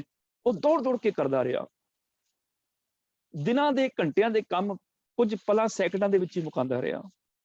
ਗੱਲ ਕੀ, 10-15 ਦਿਨਾਂ ਦੇ ਵਿੱਚ ਸੇਠ ਦੇ ਸਾਰੇ ਹੀ ਕੰਮ ਮੁੱਕ ਗਏ। ਹੁਣ ਜਿੰਨ ਆਖਦਾ ਸੇਠ ਜੀ ਕੰਮ ਦੱਸੋ, ਨਹੀਂ ਤੇ ਮੈਂ ਤੁਹਾਨੂੰ ਖਾ ਜਾਵਾਂਗਾ, ਕੋਈ ਕੰਮ ਦੱਸੋ। ਸੇਠ ਨੇ ਫਿਰ ਇੱਕ ਦਾ ਕੋਈ ਕੰਮ ਦੱਸਿਆ, ਇਸ ਤਰ੍ਹਾਂ ਕਰ, ਤੂੰ ਆ ਕਰ। ਤਦ ਤੱਕ ਸੇਠ ਦੌੜਿਆ ਉੱਠ ਕੇ ਕਿਸੇ ਫਕੀਰ ਵੱਲ, ਫਕੀਰ ਜੀ ਮੈਂ ਬੜਾ ਬੁਰਾ ਫਸ ਗਿਆ ਵਾਂ, ਮੈਂ ਬੜੇ ਔਖੇ ਕੰਮ ਯਾਦ ਕਰਕੇ ਇਹਨੂੰ ਦੱਸਦਾ ਹੈ, ਫਟਾਫਟ ਕਰਕੇ ਆ ਜਾਂਦਾ ਜਿੰਨ, ਇਸ ਜਿੰਨ ਤੋਂ ਮੇਰਾ ਕੋਈ ਬਚਾਅ ਕਰੋ। ਉਹ ਫਕੀਰ ਕਹਿਣ ਲੱਗਾ ਕੋਈ ਚਿੰਤਾ ਹੀ ਨਹੀਂ, ਇਸ ਜਿੰਨ ਨੂੰ ਆਹ ਕੰਮ ਕਹਿ ਦੇ, ਇਸ ਜਿੰਨ ਨੂੰ ਕਹਿ ਕਿ ਇਸ ਦੁਨੀਆ ਦਾ ਸਭ ਤੋਂ ਵੱਡਾ ਬਾਂਸ ਲੱਭ ਕੇ ਲੈ ਕੇ ਆਓ ਤੇ ਇਸ ਬਾਂਸ ਨੂੰ ਜ਼ਮੀਨ ਵਿੱਚ ਗੱਡ ਦੇ। ਤੇ ਇਸ ਜਿੰਨ ਨੂੰ ਕਹਿ ਇਸ ਬਾਂਸ ਦੇ ਉੱਪਰ ਚੜ ਤੇ ਉਤਰ ਜਾ, ਚੜ ਤੇ ਉਤਰ, ਬਸ ਏਦਾਂ ਹੀ ਕਰਦਾ ਰਹੇ ਜਿੰਨਾ ਚਿਰ ਅਗਲਾ ਹੁਕਮ ਨਾ ਮਿਲੇ। ਉਹਨੇ ਜਿੰਨ ਨੂੰ ਕਿਹਾ, ਹੈ ਜਿੰਨ, ਦੁਨੀਆ ਦਾ ਸਭ ਤੋਂ ਵੱਡਾ ਬਾਂਸ ਲੱਭ ਕੇ ਲਿਆ। ਜਿੰਨ ਪਲਾਂ ਛਿਨਾਂ ਦੇ ਚੋਂ ਲੈ ਕੇ ਵੀ ਆ ਗਿਆ। ਕਹਿਣ ਲੱਗਾ ਇਹਨੂੰ ਜ਼ਮੀਨ 'ਚ ਗੱਡ ਦੇ, ਉਹਨੇ ਗੱਡ ਦਿੱਤਾ। ਕਹਿਣ ਲੱਗਾ ਹੁਣ ਇਹਦੇ ਉੱਪਰ ਚੜ ਫਿਰ ਉਤਰ, ਫਿਰ ਚੜ ਫਿਰ ਉਤਰ, ਉਹਨਾਂ ਚਿਰ ਉਤਰਦਾ ਚੜਦਾ ਰਹਿ ਜਿੰਨਾ ਚਿਰ ਤੈਨੂੰ ਅਗਲਾ ਕੰਮ ਨਾ ਦੱਸਾਂ। ਉਹ ਜਿੰਨ ਕਦੀ ਉੱਪਰ ਚੜਦਾ, ਕਦੀ ਉਤਰਦਾ। ਜਦੋਂ ਕਦੀ ਉਸ ਸੇਠ ਨੂੰ ਕਿਸੇ ਕੰਮ ਦੀ ਲੋੜ ਪੈਂਦੀ ਹੈ, ਉਹਨੂੰ ਉਤਾਰ ਲੈਂਦਾ ਵੀ ਆ ਹੁਣ ਕੰਮ ਕਰਕੇ ਆ, ਜਦੋਂ ਦੇਖਦਾ ਵੀ ਹੁਣ ਕੰਮ ਹੋ ਗਿਆ, ਫਿਰ ਜਿੰਨ ਨੂੰ ਹੁਕਮ ਲਾ ਦਿੰਦਾ ਹੈ, ਜਿਸ ਬਾਂਸ ਉੱਪਰ ਚੜੀ ਚੱਲ ਤੂੰ ਉਤਰੀ ਚੱਲ। ਹੁਣ ਇਹ ਜਿੰਨ ਹੈ ਕੌਣ ਹੈ? ਇਹ ਜਿੰਨ ਹੈ ਸਾਡਾ ਮਨ। ਜਿੰਨਾ ਚਿਰ ਇਹਨੂੰ ਕੰਮ ਲਾਈ ਰੱਖੋਗੇ, ਆਰੇ ਲਾਈ ਰੱਖੋਗੇ, ਤੁਹਾਡੇ ਸਾਰੇ ਕੰਮ ਭਾਈ ਤੁਹਾਡਾ ਹਰ ਕੰਮ ਕਰੇਗਾ। ਚੋਰ ਬਣਨਾ, ਸਾਧ ਬਣਨਾ, ਇਹ ਮਨ ਤੁਹਾਡਾ ਕੰਮ ਕਰੇਗਾ। ਚੋਰ ਬਣਨਾ ਤੇ ਚੋਰੀ ਦੇ 1000 ਤਰੀਕੇ ਤੁਹਾਡੇ ਸਾਹਮਣੇ ਲਿਆ ਕੇ ਰੱਖ ਦੇਗਾ। ਇਹ ਤਰੀਕਾ ਚੋਰੀ ਦਾ, ਇਸ ਤਰ੍ਹਾਂ ਵੀ ਚੋਰੀ ਕੀਤੀ ਜਾ ਸਕਦੀ, ਇਸ ਤਰ੍ਹਾਂ ਵੀ ਕੀਤੀ ਜਾ ਸਕਦੀ। ਕਿਸੇ ਨੇ ਨਸ਼ੇ ਕਰਨੇ ਨੇ, ਕਿੱਥੋਂ ਮਿਲਣ? ਮਨ ਨੂੰ ਆਰਡਰ ਦਿਓ, ਮਨ ਕਿਤੋਂ ਨਾ ਕਿਤੋਂ ਨਸ਼ੇ ਲੱਭ ਕੇ ਲੈ ਆਏਗਾ। ਫਲਾਣੀ ਥਾਂ ਤੇ ਵੀ ਵਿਕਦਾ ਨਸ਼ਾ, ਫਲਾਣੀ ਥਾਂ ਤੇ ਵੀ ਮਿਲਦਾ। ਤੇ ਮਨ ਨੂੰ ਕਹੋ ਮੈਂ ਧਰਮੀ ਬਣਨਾ ਹੈ, ਮੈਂ ਸੱਚ ਬੋਲਣਾ ਹੈ, ਮੈਂ ਇਮਾਨਦਾਰੀ ਦੀ ਜ਼ਿੰਦਗੀ ਜੀਣੀ ਹੈ, 1000 ਤਰ੍ਹਾਂ ਦੇ ਦਲੀਲਾਂ ਪੇਸ਼ ਕਰ ਦੇਗਾ। ਇਹ ਤੇ ਬੜੀ ਚੰਗੀ ਜ਼ਿੰਦਗੀ ਹੈ, ਇਸ ਤਰ੍ਹਾਂ ਜੀਵੀ ਜਾ ਸਕਦੀ ਹੈ। ਜਦੋਂ ਕੋਈ ਝੂਠ ਸਾਹਮਣੇ ਆਏ, ਇਸ ਤਰ੍ਹਾਂ ਕਹਿ ਦਿਓ ਤੁਸੀਂ। ਕ੍ਰੋਧ ਤੋਂ ਬਚਣਾ ਤੇ ਆਹ ਕੰਮ ਕਰ ਲਿਓ। ਮਨ ਉਹ ਜਿੰਨ ਹੈ ਜਿਹੜਾ ਸਾਡੇ ਸਾਰੇ ਕੰਮ ਭੱਜ ਦੌੜ ਕੇ ਕਰਦਾ ਹੈ। ਜਿੱਦਣ ਮਨ ਵਿਹਲਾ ਹੁੰਦਾ ਹੈ ਨਾ, ਉਦੋਂ ਸਾਨੂੰ ਖਾਣ ਨੂੰ ਆਉਂਦਾ। ਫਿਰ ਇਹਨੂੰ ਵਿਹਲਾ ਛੱਡਣਾ, ਇਹ ਬੜਾ ਵੱਡਾ ਸ਼ੈਤਾਨ ਹੈ। ਜਦੋਂ ਵਿਹਲਾ ਹੋ ਜਾਂਦਾ ਹੈ, ਫਿਰ ਸਾਰੇ ਕੰਮ ਉਹ ਸੋਚਦਾ ਹੈ ਕਿ ਕਿਸੇ ਤਰੀਕੇ ਇਸ ਮਾਲਕ ਨੂੰ ਖਾ ਲਵਾਂ, ਮੈਂ ਇਹਦਾ ਮਾਲਕ ਬਣ ਜਾਵਾਂ, ਇਹ ਮੇਰਾ ਨੌਕਰ ਹੋ ਜਾਏ ਸਿਰ। ਉਹਦੇ ਲਈ ਕੀ ਕਰਨਾ ਪਏਗਾ? ਇਸ ਚੰਚਲ ਮਨ ਨੂੰ ਕਾਬੂ ਕਰਨ ਵਾਸਤੇ ਇਹਨੂੰ ਇੱਕ ਨਿਸ਼ਾਨਾ ਦੇਣਾ ਪਏਗਾ, ਇੱਕ ਗੋਲ ਦੇਣਾ ਪਏਗਾ ਵੀ ਆਹ ਤੇਰਾ ਨਿਸ਼ਾਨਾ ਹੈ, ਤੂੰ ਇੱਥੇ ਜਾਣਾ ਹੈ। ਜਿੰਨਾ ਚਿਰ ਇਸ ਮੰਜ਼ਿਲ ਤੇ ਨਹੀਂ ਪਹੁੰਚ ਜਾਂਦਾ, ਉਨਾ ਚਿਰ ਤੈਨੂੰ ਦੂਜਾ ਕੰਮ ਨਹੀਂ ਦਿਆਂਗਾ। ਤੇ ਗੁਰੂ ਜੀ ਨੇ ਸਾਨੂੰ ਉਹ ਏਮ ਦਿੱਤਾ ਜ਼ਿੰਦਗੀ ਦਾ। ਇਸ ਮਨ ਨੂੰ ਕਿਹਾ ਜਾ ਸਕਦਾ ਹੈ ਕਿ ਤੇਰੀ ਜ਼ਿੰਦਗੀ ਦਾ ਨਿਸ਼ਾਨਾ ਪਤਾ ਕੀ ਹੈ? ਤੇਰੀ ਜ਼ਿੰਦਗੀ ਦਾ ਨਿਸ਼ਾਨਾ ਹੈ ਕਿਮ ਸਚਿਆਰਾ ਹੋਈ ਹੈ, ਕਿਮ ਕੂੜਾ ਟੁੱਟੇ ਪਾਲ। ਮੈਂ ਸਚਿਆਰ ਕਿਵੇਂ ਬਣਾ? ਆਹ ਮੇਰੀ ਜ਼ਿੰਦਗੀ ਦਾ ਏਮ ਹੈ। ਝੂਠ ਦੀ ਦੀਵਾਰ ਮੇਰੀ ਕਿਵੇਂ ਟੁੱਟੇ, ਜਾਂ ਝੂਠ ਦੀ ਦੀਵਾਰ ਕਿਵੇਂ ਕਿਸੇ ਦੀ ਟੁੱਟ ਜਾਏ, ਕੋਈ ਸਚਿਆਰਾ ਕਿਵੇਂ ਬਣੇ। ਜਦੋਂ ਆਹ ਨਿਸ਼ਾਨਾ ਦੇ ਦਿਆਂਗੇ ਨਾ ਮਨ ਨੂੰ, ਸਚਿਆਰ ਬਣਨਾ ਹੈ, ਫਿਰ ਮਨ ਜਿਹੜਾ ਹੈ ਇਹ ਬਿਜ਼ੀ ਹੋ ਜਾਏਗਾ। ਫਿਰ ਸਾਰੇ ਗੁਣ ਤੁਹਾਡੀ ਜ਼ਿੰਦਗੀ 'ਚ ਲਿਆ ਕੇ ਭਰ ਦੇਗਾ, ਤੁਹਾਡੀ ਸੇਵਾ ਕਰੇਗਾ। ਬੜਾ ਵਫਾਦਾਰ ਨੌਕਰ ਹੈ ਇਹ, ਬੜਾ ਕਮਾਲ ਦਾ ਤਾਕਤਵਰ ਸ਼ਕਤੀਸ਼ਾਲੀ ਨੌਕਰ ਹੈ। ਜੇਕਰ ਇਹਨੂੰ ਤੁਸੀਂ ਚੰਗਾ ਏਮ ਦੇ ਦਿਓਗੇ, ਚੰਗਾ ਏਮ ਭੱਜ ਦੌੜ ਕੇ ਪੂਰਾ ਕਰੇਗਾ। ਇਹਨੂੰ ਨਿਸ਼ਾਨਾ ਦੇ ਦਿਓ, ਇਹਨੂੰ ਗੋਲ ਦੇ ਦਿਓ ਕਿ ਜ਼ਿੰਦਗੀ ਜੀਣੀ ਕਿਵੇਂ ਹੈ। ਜ਼ਿੰਦਗੀ ਜੀਣੀ ਹੈ ਸੱਚ ਦੇ ਆਧਾਰ ਤੇ, ਸੱਚ ਨੂੰ ਬੇਸ ਬਣਾ ਕੇ ਆਪਣੇ ਫਰਜ਼ਾਂ ਨੂੰ ਪੂਰੀਆਂ ਕਰਨਾ ਹੈ। ਕਿਮ ਸਚਿਆਰਾ ਹੋਈ ਹੈ, ਕਿਮ ਕੂੜਾ ਟੁੱਟੇ ਪਾਲ। ਸਾਡਾ ਗੋਲ ਸੰਸਾਰ ਛੱਡਣਾ ਨਾ ਹੋਵੇ ਕਿ ਦੁਨੀਆ ਛੱਡ ਕੇ ਜੰਗਲ ਪਹਾੜ ਚਲੇ ਜਾਣੇ, ਕੰਮ ਕਾਰ ਛੱਡ ਦੇਣਾ, ਪਤਨੀ ਬੱਚੇ ਛੱਡ ਦਿੰਦੇ ਨੇ। ਛੱਡਣਾ ਨਹੀਂ, ਬਲਕਿ ਸੰਸਾਰ ਵਿੱਚ ਰਹਿ ਕੇ ਜ਼ਿੰਦਗੀ ਨੂੰ ਕਿਵੇਂ ਜਿਉਣਾ ਹੈ ਸੁਚੱਜੇ ਤਰੀਕੇ ਦੇ ਨਾਲ। ਇਸ ਚੰਚਲ ਮਨ ਨੂੰ ਸਚਿਆਰ ਬਣਨ ਵਾਲੇ ਪਾਸੇ ਪ੍ਰੇਰ ਦਿਓ ਕਿ ਮੈਂ ਸਚਿਆਰ ਬਣਨਾ ਹੈ। ਤੂੰ ਮੇਰੇ ਲਈ ਗੁਣ ਲੈ ਕੇ ਆ, ਮੈਂ ਗੁਣਾਂ ਨੂੰ ਪ੍ਰਗਟ ਕਰਾਂ, ਜਾਂ ਤੂੰ ਮੈਨੂੰ ਤਰੀਕਾ ਦੱਸ ਮੈਂ ਕਿਵੇਂ ਗੁਣਾਂ ਨੂੰ ਧਾਰਨ ਕਰਾਂ। ਜਦੋਂ ਇਹ ਮਨ ਕਾਬੂ ਹੋਏਗਾ, ਇਸ ਮਨ ਨੂੰ ਕੰਮ ਲਾ ਦਿਓ, ਇਸ ਚੰਚਲ ਮਨ ਨੂੰ ਫੜ ਲਓ। ਇਸ ਚੰਚਲ ਮਨ ਨੂੰ ਫੜ ਕੇ ਅਗਲਾ ਕੰਮ ਕੀ ਕਰੋ? ਕਾਮ ਕ੍ਰੋਧ ਸੰਗ ਕਬਹੂ ਨਾ ਬਹੋ। ਕਬੂ ਮੈਨੇ ਕਦੇ ਵੀ, ਨਾ ਮੈਨੇ ਨਹੀਂ, ਸੰਗ ਮੈਨੇ ਨਾਲ, ਬਹੋ ਮੈਨੇ ਬੈਠੋ। ਹੁਣ ਕਾਮ ਤੇ ਕ੍ਰੋਧ ਨਾਲ ਕਦੀ ਵੀ ਨਾ ਜੁੜ ਕੇ ਬੈਠੋ। ਇੱਕ ਤੇ ਚੰਚਲ ਮਨ ਨੂੰ ਕਾਬੂ ਚ ਕਰ ਲਓ। ਉਹ ਤਾਂ ਕਾਬੂ ਚ ਹੋਏਗਾ ਜਦੋਂ ਜ਼ਿੰਦਗੀ ਦਾ ਕੋਈ ਏਮ ਨਿਸ਼ਾਨਾ ਹੋਏਗਾ। ਉਦੋਂ ਮਨ ਬਿਜ਼ੀ ਹੋ ਜਾਏਗਾ ਉਸ ਮੰਜ਼ਿਲ ਤੱਕ ਜਾਣ ਵਾਸਤੇ, ਕਿਉਂਕਿ ਵਿਹਲਾ ਨਹੀਂ ਰਹਿੰਦਾ, ਇਹਨੂੰ ਕੋਈ ਨਾ ਕੋਈ ਕੰਮ ਚਾਹੀਦਾ ਹੈ। ਜਦੋਂ ਇਹਦਾ ਨਿਸ਼ਾਨਾ ਜ਼ਿੰਦਗੀ ਦਾ ਚੰਗਾ ਹੋਏਗਾ, ਉਦੋਂ ਇਹ ਬਿਜ਼ੀ ਹੋ ਜਾਏਗਾ। ਗੁਰਬਾਣੀ ਪੜ੍ਹਦਾ ਮਨ ਨਾ ਟਿਕੇ। ਇੱਕੋ ਤਰੀਕੇ ਮਨ ਨੂੰ ਗੁਰਬਾਣੀ ਦਾ ਪਾਠ ਕਰਦਿਆਂ ਟਿਕਾਣ ਦਾ, ਜਿਹੜੀ ਤੁਕ ਤੁਸੀਂ ਗੁਰਬਾਣੀ ਦੀ ਪੜ੍ਹ ਰਹੇ ਹੋ ਉਹਦੇ ਨਾਲ ਅਰਥ ਕਰਨੇ ਸ਼ੁਰੂ ਕਰ ਦਿਓ, ਉਹਨੂੰ ਸਮਝਣਾ ਸ਼ੁਰੂ ਕਰ ਦਿਓ। ਮਨ ਅਰਥਾਂ 'ਚ ਬਿਜ਼ੀ ਹੋ ਜਾਏਗਾ, ਮਨ ਵਿਚਾਰ ਦੇ ਵਿੱਚ ਬਿਜ਼ੀ ਹੋ ਜਾਏਗਾ, ਮਨ ਉਸ ਤੁਕ ਨੂੰ ਸਮਝਣ 'ਚ ਬਿਜ਼ੀ ਹੋ ਜਾਏਗਾ। ਤੇ ਦੋ ਫਾਇਦੇ ਹੋਣਗੇ। ਇੱਕ ਤੇ ਚੰਚਲ ਮਨ ਰੁੱਝ ਜਾਏਗਾ, ਬਿਜ਼ੀ ਹੋ ਜਾਏਗਾ, ਬਾਣੀ 'ਚ ਜੁੜ ਜਾਏਗਾ, ਸ਼ਬਦ ਵਿੱਚ ਟਿਕ ਜਾਏਗਾ। ਤੇ ਦੂਜਾ ਫਾਇਦਾ ਇਹ ਹੋਏਗਾ, ਜਦੋਂ ਤੁਸੀਂ ਸ਼ਬਦ ਦੀ ਵਿਚਾਰ ਕਰੋਗੇ ਤੁਹਾਨੂੰ ਗੁਰੂ ਦਾ ਗਿਆਨ ਪ੍ਰਾਪਤ ਹੋ ਜਾਏਗਾ, ਤੁਸੀਂ ਗਿਆਨਵਾਨ ਹੋ ਜਾਓਗੇ। ਤੁਹਾਨੂੰ ਗੁਰੂ ਦੇ ਉਪਦੇਸ਼ ਦਾ ਪਤਾ ਲੱਗ ਜਾਏਗਾ, ਗੁਰੂ ਮੈਨੂੰ ਕੀ ਹੁਕਮ ਕਰ ਰਹੇ। ਸਭ ਤੋਂ ਵਧੀਆ ਤਰੀਕੇ ਮਨ ਨੂੰ ਇਕਾਗਰ ਕਰਨ ਦਾ, ਟਿਕਾਣ ਦਾ, ਕਿ ਜਿਹੜੀ ਵੀ ਬਾਣੀ ਦੀ ਭਾਵੇਂ ਇੱਕ ਤੁਕ ਪੜੋ, ਉਹਨੂੰ ਸਮਝ ਕੇ ਵਿਚਾਰ ਕੇ ਪੜੋ। ਮਨ ਉਹਨਾਂ ਅਰਥਾਂ ਵਿੱਚ ਵਿਚਾਰ 'ਚ ਬਿਜ਼ੀ ਹੋ ਜਾਏਗਾ, ਭਾਵ ਗੁਰਬਾਣੀ ਦੇ ਵਿਚਾਰ ਅੰਦਰ ਪੈਦਾ ਹੋਣੇ ਸ਼ੁਰੂ ਹੋ ਜਾਣਗੇ।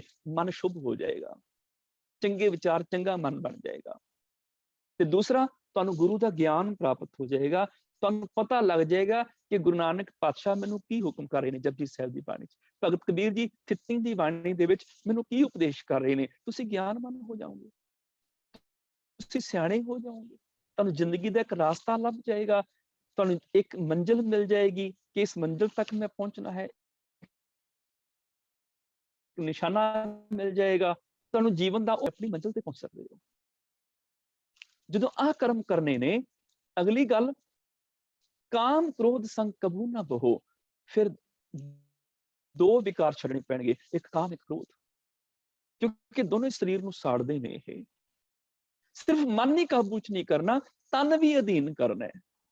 ਸਿਰਫ ਮਨ ਹੀ ਕਾਬੂ ਚ ਨਾ ਹੋਵੇ, ਮਨ ਦੇ ਨਾਲ ਨਾਲ ਤਨ ਨੂੰ ਵੀ ਕਾਬੂ ਚ ਕਰਨਾ ਹੈ, ਤੇ ਤਨ ਨੂੰ ਭਟਕਾਉਣ ਵਾਲੇ ਹੁੰਦੇ ਨੇ ਕਾਮ ਤੇ ਕ੍ਰੋਧ।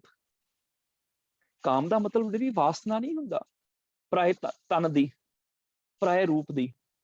ਕਾਮ ਦਾ ਮਤਲਬ ਹੁੰਦਾ ਹੈ ਵਾਸਨਾ, ਕਾਮਨਾ। ਇਹ ਕਾਮਨਾ ਤੋਂ ਬਣੇ ਹੈ, ਤੇ ਕਾਮਨਾ ਪਰਾਏ ਰੂਪ ਦੀ ਵੀ ਹੋ ਸਕਦੀ ਹੈ, ਪਰਾਏ ਧਨ ਦੀ ਵੀ ਹੋ ਸਕਦੀ ਹੈ। ਜਿਹੜੀ ਕਾਮਨਾ ਹੈ ਉਹ ਕਾਰ ਕੋਠੀ ਦੀ ਵੀ ਹੋ ਸਕਦੀ ਹੈ, ਇਸਤਰੀ ਦੀ ਵੀ ਹੋ ਸਕਦੀ ਹੈ। ਕਾਮਨਾ ਜਿਹੜੀ ਹੈ ਜ਼ਮੀਨ ਜਾਇਦਾਦ ਦੀ ਵੀ ਹੋ ਸਕਦੀ ਹੈ। ਵਾਸਨਾ, ਕਿਸੇ ਨੂੰ ਪਰ ਤਨ ਦੀ ਵਾਸਨਾ ਹੈ, ਕਿਸੇ ਨੂੰ ਪਰ ਧਨ ਦੀ ਵਾਸਨਾ ਹੈ।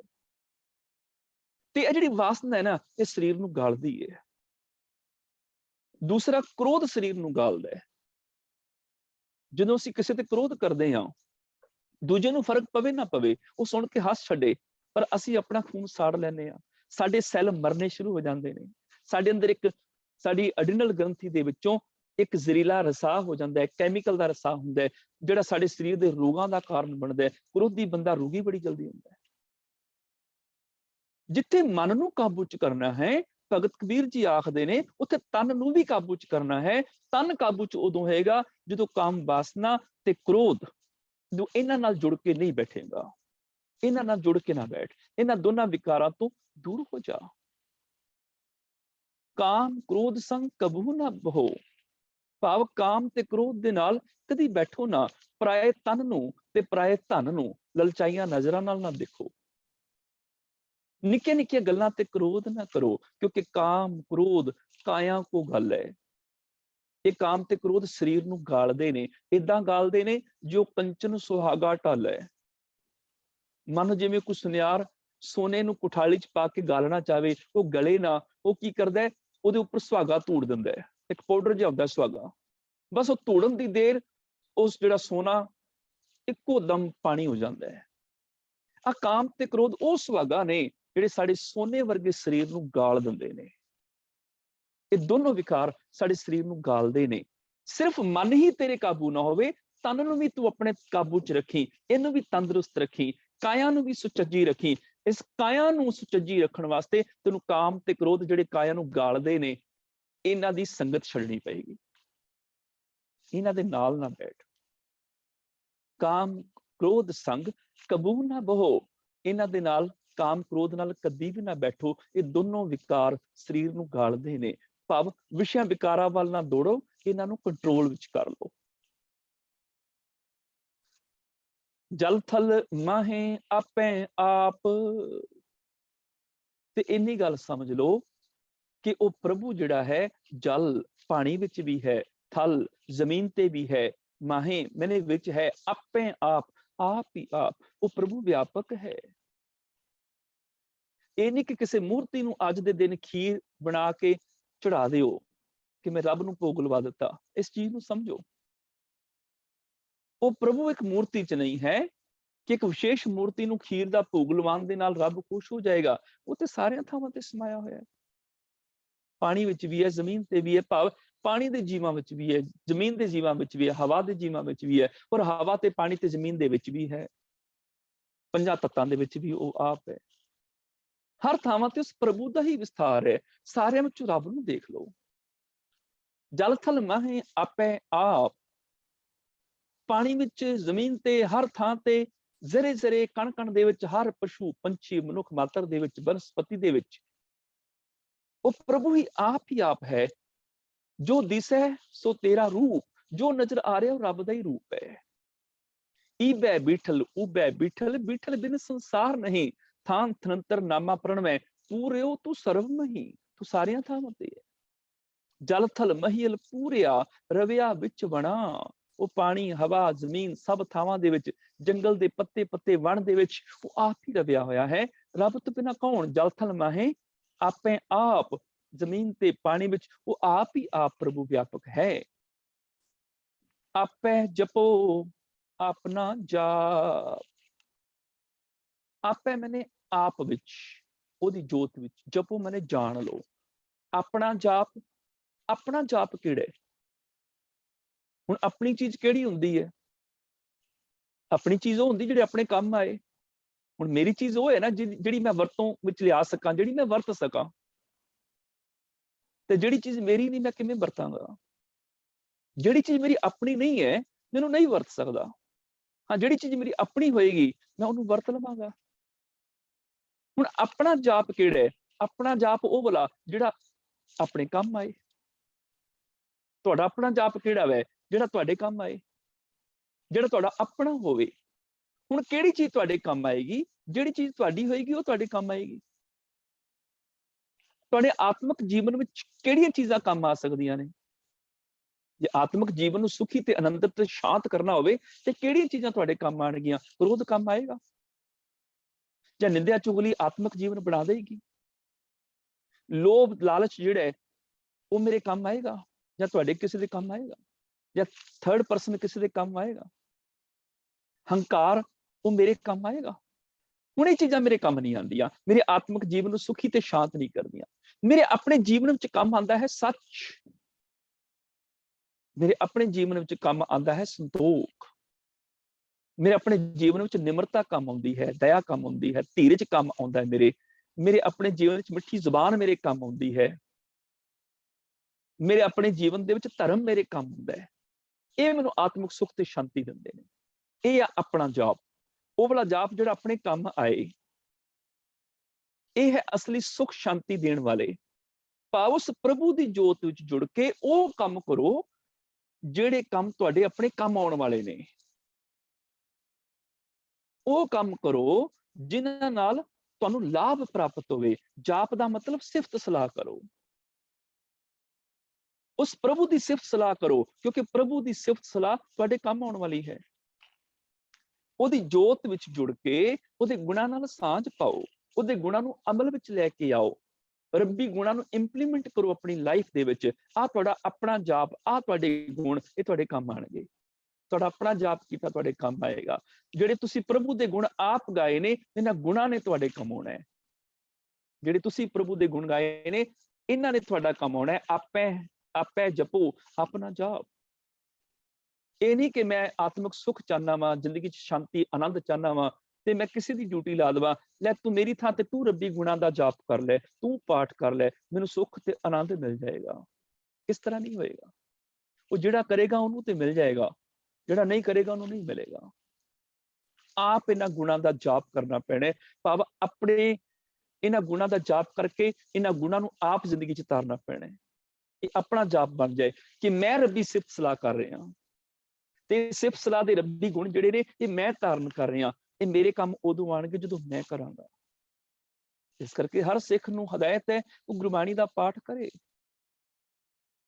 ਜਿਵੇਂ ਗੁਰਬਾਣੀ ਦਾ ਪਾਠ ਕਰੇਗਾ, ਸਮਝੇਗਾ, ਵਿਚਾਰੇਗਾ, ਫਿਰ ਉਹ ਗੁਰੂ ਦਾ ਉਪਦੇਸ਼, ਰੱਬੀ ਗੁਣ ਉਸ ਮਨੁੱਖ ਦੇ, ਉਸ ਸਿੱਖ ਦੇ ਕੰਮ ਆਉਣਗੇ।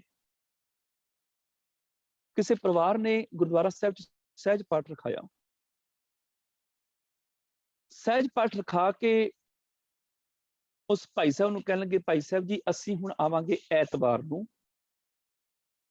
ਤੇ ਆ ਜਿਹੜੇ ਭੋਗ ਦੇ ਸ਼ਲੋਕ ਨੇ ਬਚਾ ਕੇ ਰੱਖਿਓ, ਅਸੀਂ ਐਤਵਾਰ ਨੂੰ ਆ ਕੇ ਸੁਣਨੇ ਨੇ। ਹਾਲਾਂਕਿ ਭੋਗ ਦੇ ਸ਼ਲੋਕ ਨਹੀਂ ਹੁੰਦੇ, ਸ਼ਲੋਕ ਤੇ ਨਾਵੇਂ ਮਹੱਲੇ ਦੇ ਹੁੰਦੇ ਨੇ, ਸ਼ਲੋਕ ਤੇ ਗੁਰਜਨ ਦੇਵ ਪਾਤਸ਼ਾਹ ਜੀ ਦੇ ਨੇ, ਸ਼ਲੋਕ ਤੇ ਗੁਰੂ ਨਾਨਕ ਸਾਹਿਬ ਤੋਂ ਸ਼ੁਰੂ ਹੋ ਜਾਂਦੇ ਨੇ, ਪਰ ਅਸੀਂ ਸੁਣਨੀ ਆਖਰੀ ਦਿਨ ਹੁੰਦੇ ਨੇ। ਨਾ ਪੈ ਗਿਆ ਭੋਗ ਵਾਲੇ ਸ਼ਲੋਕ। ਕੋਈ ਅਨਪੜ੍ਹ ਹੋਵੇ ਉਹ ਮੰਨਿਆ ਜਾ ਸਕਦਾ, ਉਹ ਕਹਿ ਦੇਵੇ ਵੀ ਹਾਂ ਭੋਗ ਦੇ ਸ਼ਲੋਕ ਸੁਣਨੇ ਨੇ। ਅਸੀਂ ਤੇ ਪੜ੍ਹੇ ਲਿਖੇ ਹਾਂ ਸਾਰੇ, ਉੱਤੇ ਲਿਖਿਆ ਸ਼ਲੋਕ ਮਹਿਲਾ ਪਹਿਲਾ ਜਾਂ ਸ਼ਲੋਕ ਮਹਿਲਾ ਨਾਵਾਂ। ਪਹਿਲੇ ਗੁਰੂ ਨਾਨਕ ਪਾਤਸ਼ਾਹ, ਗੁਰੂ ਅੰਗਦ ਦੇਵ ਪਾਤਸ਼ਾਹ ਨੂੰ ਛੱਡ ਕੇ ਗੁਰੂ ਅਮਰਦਾਸ ਸਾਹਿਬ ਪਾਤਸ਼ਾਹ, ਗੁਰੂ ਰਾਮਦਾਸ ਸਾਹਿਬ ਪਾਤਸ਼ਾਹ, ਗੁਰੂ ਅਰਜਨ ਦੇਵ ਪਾਤਸ਼ਾਹ ਤੇ ਗੁਰੂ ਤੇਗ ਬਹਾਦਰ ਪਾਤਸ਼ਾਹ ਦੇ ਸ਼ਲੋਕ ਨੇ ਉਹ। ਜੇ ਕੋਈ ਅਨਪੜ੍ਹ ਕਵੇ ਤੇ ਸਮਝ ਆਉਂਦੀ। ਉਦੋਂ ਲੋਕ ਪੁਰਾਣੇ ਜ਼ਮਾਨੇ 'ਚ ਚੱਲ ਜਾਂਦਾ ਸੀ, ਲੋਕ ਭੋਲੇ ਭਾਲੇ ਸਨ, ਨਿਰਛਲ ਸਨ, ਕਹਿ ਦਿੰਦੇ ਸਨ, ਚੱਲ ਜਾਂਦਾ ਸੀ। ਕਿਸੇ ਅਨਪੜ੍ਹ ਔਰਤ ਨੇ ਆ ਕੇ ਕਿਹਾ ਆਪਣੀ ਗੁਆਂਢਣ ਨੂੰ, ਚੱਲ ਨਹੀਂ ਚੱਲੀਏ ਗੁਰਦੁਆਰੇ, ਪਾਠ ਦਾ ਭੋਗ ਪੈਣ ਲੱਗਿਆ ਤੇ ਸਪੀਕਰ 'ਚੋਂ ਆਵਾਜ਼ ਆ ਰਹੀ ਹੈ।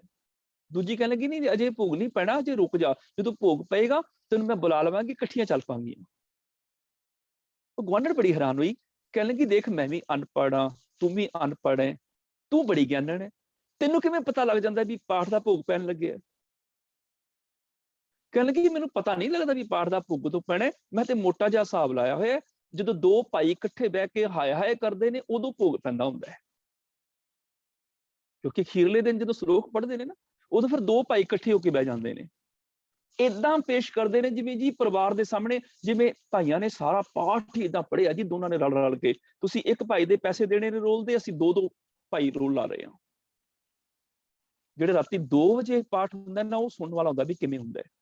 ਫਿਰ ਅਖੀਰੇ ਦਿਨ ਦੋ ਭਾਈ ਇਕੱਠੇ ਹੋ ਕੇ ਬਹਿ ਕੇ ਫਿਰ ਸ਼ੁਰੂ ਕਰ ਦੇਣਗੇ, ਪਾਪੀ ਕਰਮ ਕਮਾਵਦੇ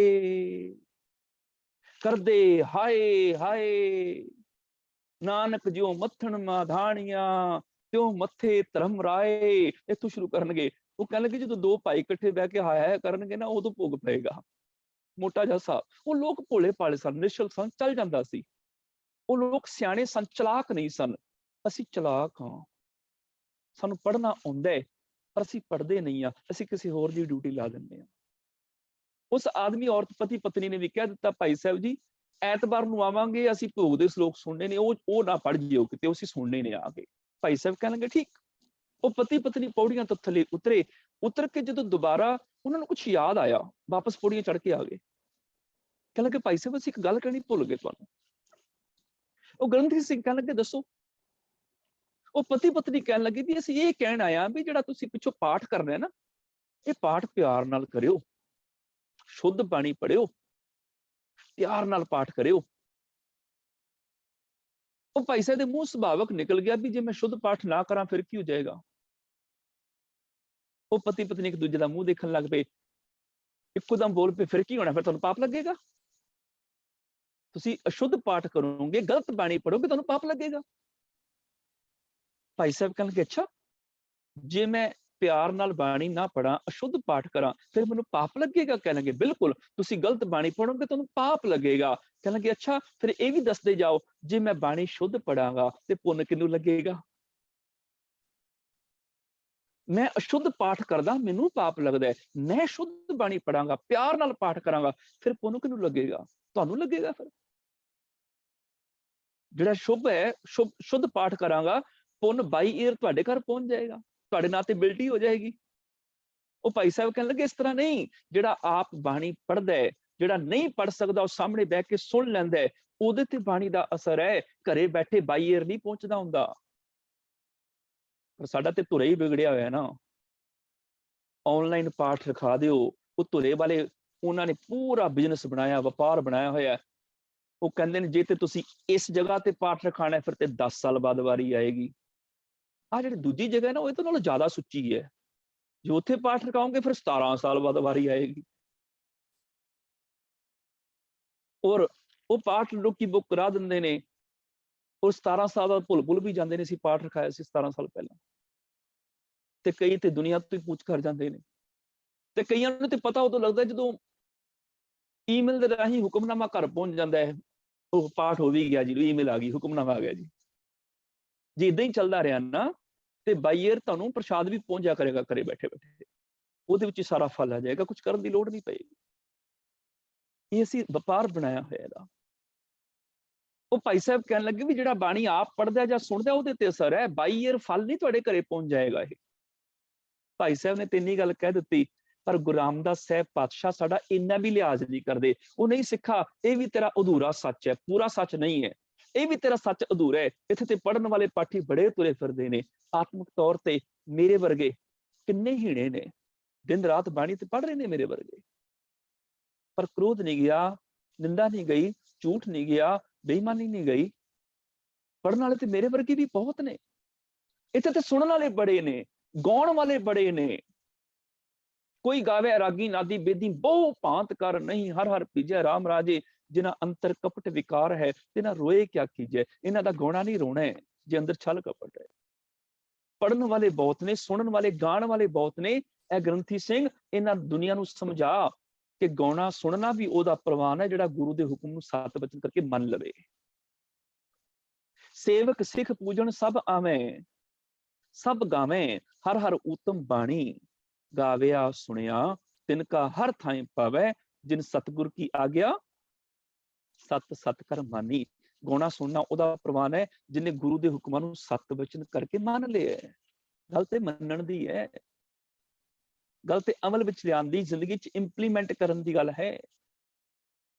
जे कोई मन लेगा प्रवान उन्हें छड़ने।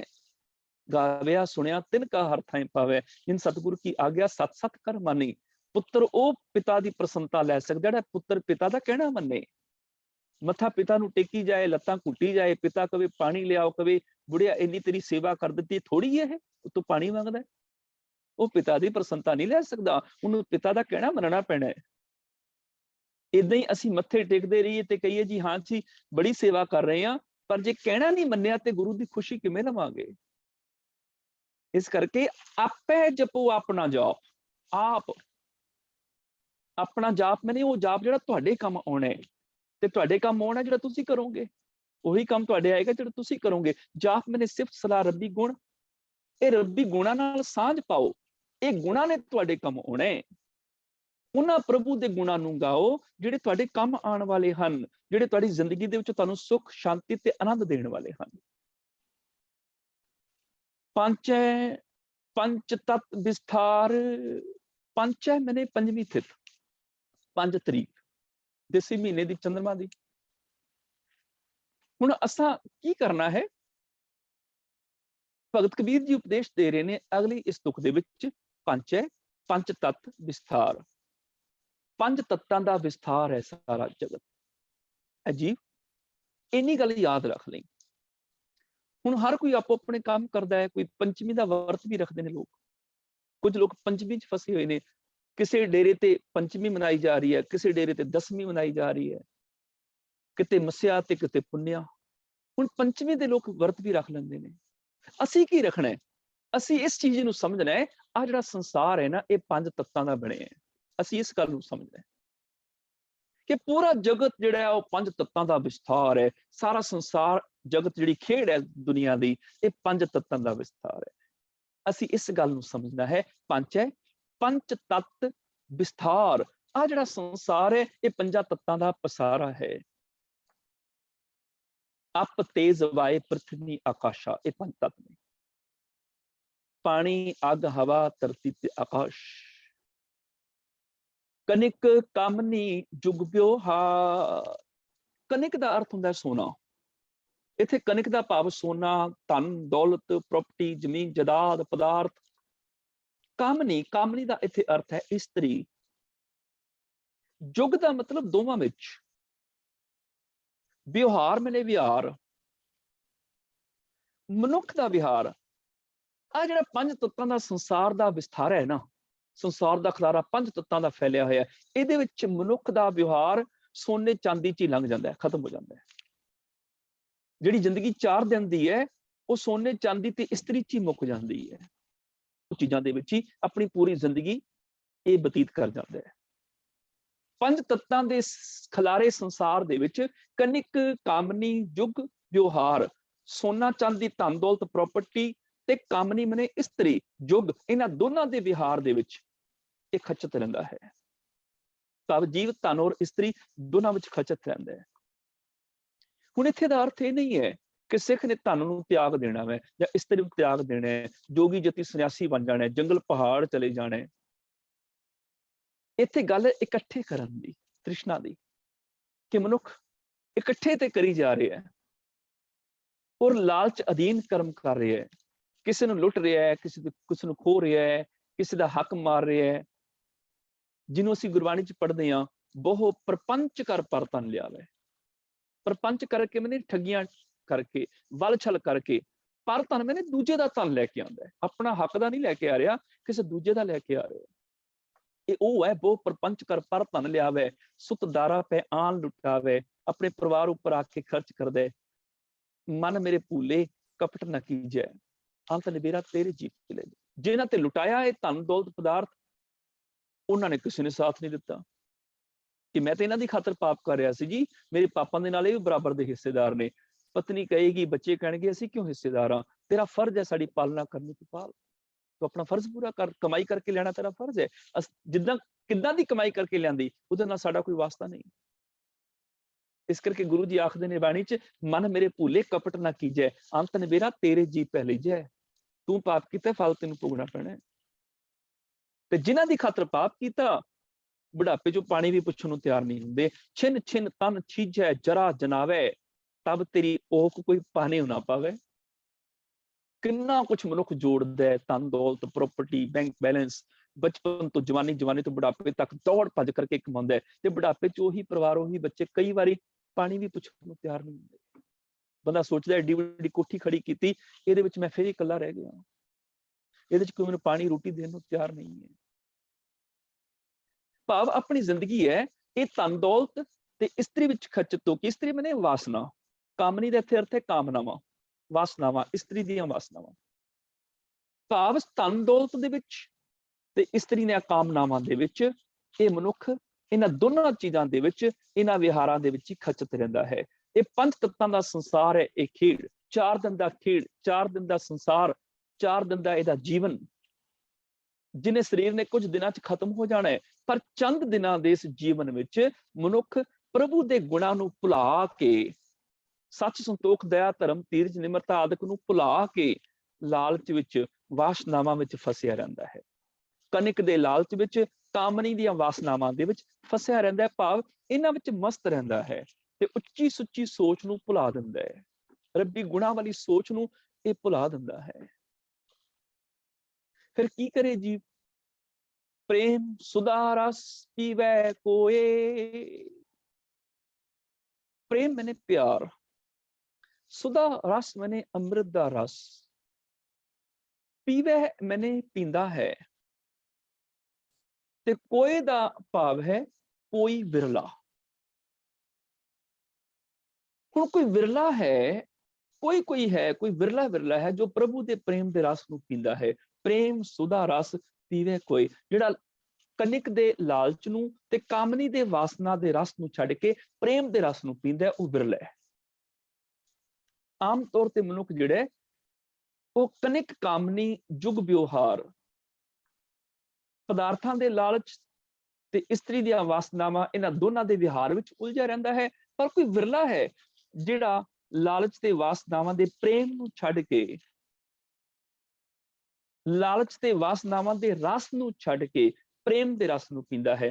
ਪ੍ਰੇਮ ਸੁਧਾ ਰਸ ਪੀਵੇ ਕੋਈ, ਕੋਈ ਵਿਰਲਾ ਹੈ ਜਿਹੜਾ ਪ੍ਰੇਮ ਦੇ ਅੰਮ੍ਰਿਤ ਰਸ ਨੂੰ ਪੀ ਲੈਂਦਾ ਹੈ। ਹੁਣ ਪ੍ਰੇਮ ਦਾ ਰਸ ਕੀ ਹੈ?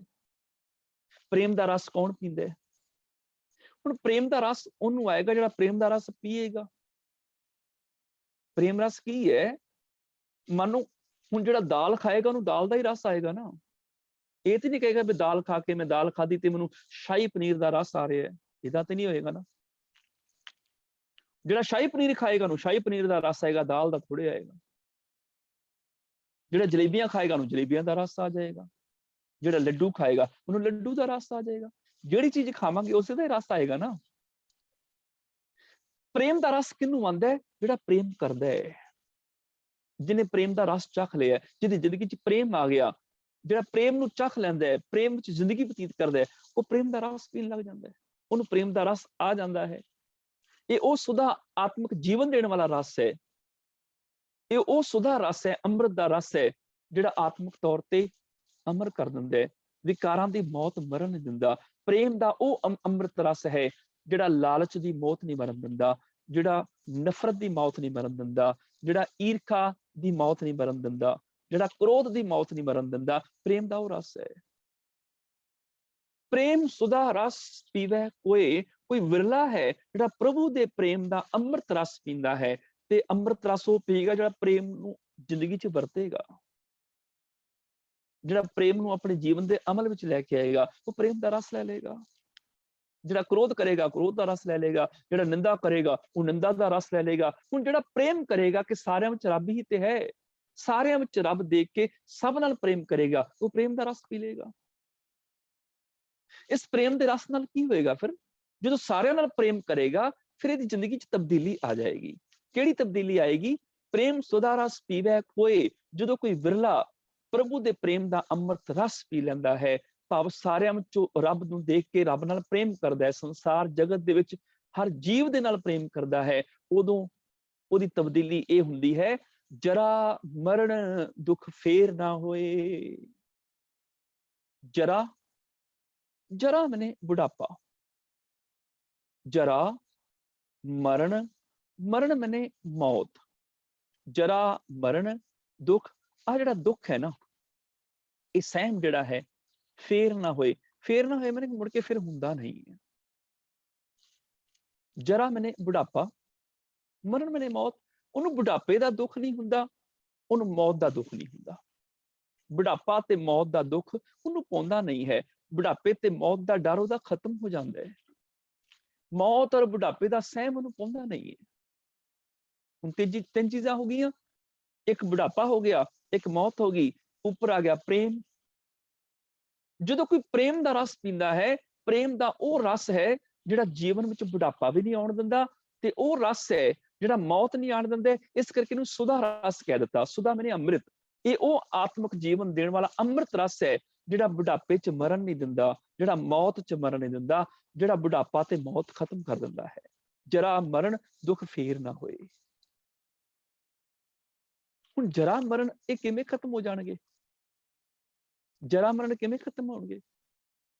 ਬੁਢਾਪਾ ਕਿਵੇਂ ਖਤਮ ਹੋ ਸਕਦਾ ਹੈ? ਮੌਤ ਕਿਵੇਂ ਖਤਮ ਹੋ ਸਕਦੀ ਹੈ? ਕਿ ਇਹਨਾਂ ਦਾ ਦੁੱਖ ਨਾ ਲੱਗੇ। ਬੁਢਾਪਾ ਕਿਹਨੂੰ ਕਹਿੰਦੇ ਨੇ? ਆਮ ਤੌਰ ਤੇ ਜਦੋਂ ਉਮਰ ਜ਼ਿਆਦਾ ਹੋ ਜਾਏ, 60, 70, 80 ਸਾਲ, ਹੱਥ ਕੰਬਣੇ ਸ਼ੁਰੂ ਹੋ ਜਾਂਦੇ ਨੇ, ਅਸੀਂ ਕਹਿ ਦਿੰਦੇ ਹਾਂ ਵੀ ਇਸ ਬੰਦੇ ਨੂੰ ਬੁਢਾਪਾ ਆ ਗਿਆ। ਸਿਰ ਕੰਬਣਾ ਸ਼ੁਰੂ ਹੋ ਗਿਆ, ਟਿਕਦਾ ਨਹੀਂ ਹੈ, ਅਸੀਂ ਕਹਿੰਦੇ ਹਾਂ ਬੁਢਾਪਾ ਆ ਗਿਆ। ਅੱਖਾਂ ਤੋਂ ਉਹਨੂੰ ਨਜ਼ਰ ਨਹੀਂ ਆਉਂਦਾ, ਅੱਖਾਂ ਅੱਗੇ ਧੁੰਦ ਛਾ ਜਾਂਦੀ ਹੈ, ਅਸੀਂ ਕਹਿੰਦੇ ਹਾਂ ਬੁਢਾਪੇ ਦੀਆਂ ਨਿਸ਼ਾਨੀਆਂ ਨੇ ਇਹ।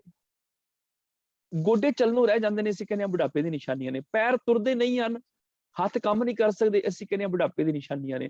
ਕੰਨ ਸੁਣਦੇ ਨਹੀਂ ਹਨ, ਜ਼ੁਬਾਨ ਤੋਂ ਚੰਗੀ ਤਰ੍ਹਾਂ ਬੋਲਿਆ ਨਹੀਂ ਜਾਂਦਾ, ਅਸੀਂ ਕਹਿੰਦੇ ਹਾਂ ਬੁਢਾਪੇ ਦੀ ਨਿਸ਼ਾਨੀਆਂ ਨੇ। ਯਾਦਦਾਸ਼ਤ ਰਹਿ ਜਾਂਦੀ ਹੈ, ਹੱਥ ਪੈਰ ਕੰਬਦੇ ਨੇ, ਸਿਰ ਕੰਪਿਓ, ਪੱਗ ਡਗਮਗੇ, ਨੈਣ ਜੋਤ ਤੇ ਹੀਨ, ਕਹੋ ਨਾਨਕ ਇਹ ਬਿਧ ਪਈ ਤਉ ਨਾ ਹਰਸ ਲੀਨ। ਬੁਢਾਪੇ ਦੀ ਨਿਸ਼ਾਨੀਆਂ ਨੇ ਇਹ। ਹੁਣ ਇੱਥੇ ਗੱਲ ਸਰੀਰਕ ਨਹੀਂ ਚੱਲ ਰਹੀ, ਇੱਥੇ ਗੱਲ ਆਤਮਿਕ ਜੀਵਨ ਦੀ ਚੱਲ ਰਹੀ ਹੈ, ਮਨ ਨਾਲ ਸੰਬੰਧਿਤ ਚੱਲ ਰਹੀ ਹੈ, ਜੀਵ ਦੇ ਨਾਲ ਸੰਬੰਧਿਤ ਗੱਲ ਚੱਲ ਰਹੀ, ਸਰੀਰ ਦੀ ਗੱਲ ਨਹੀਂ ਚੱਲ ਰਹੀ।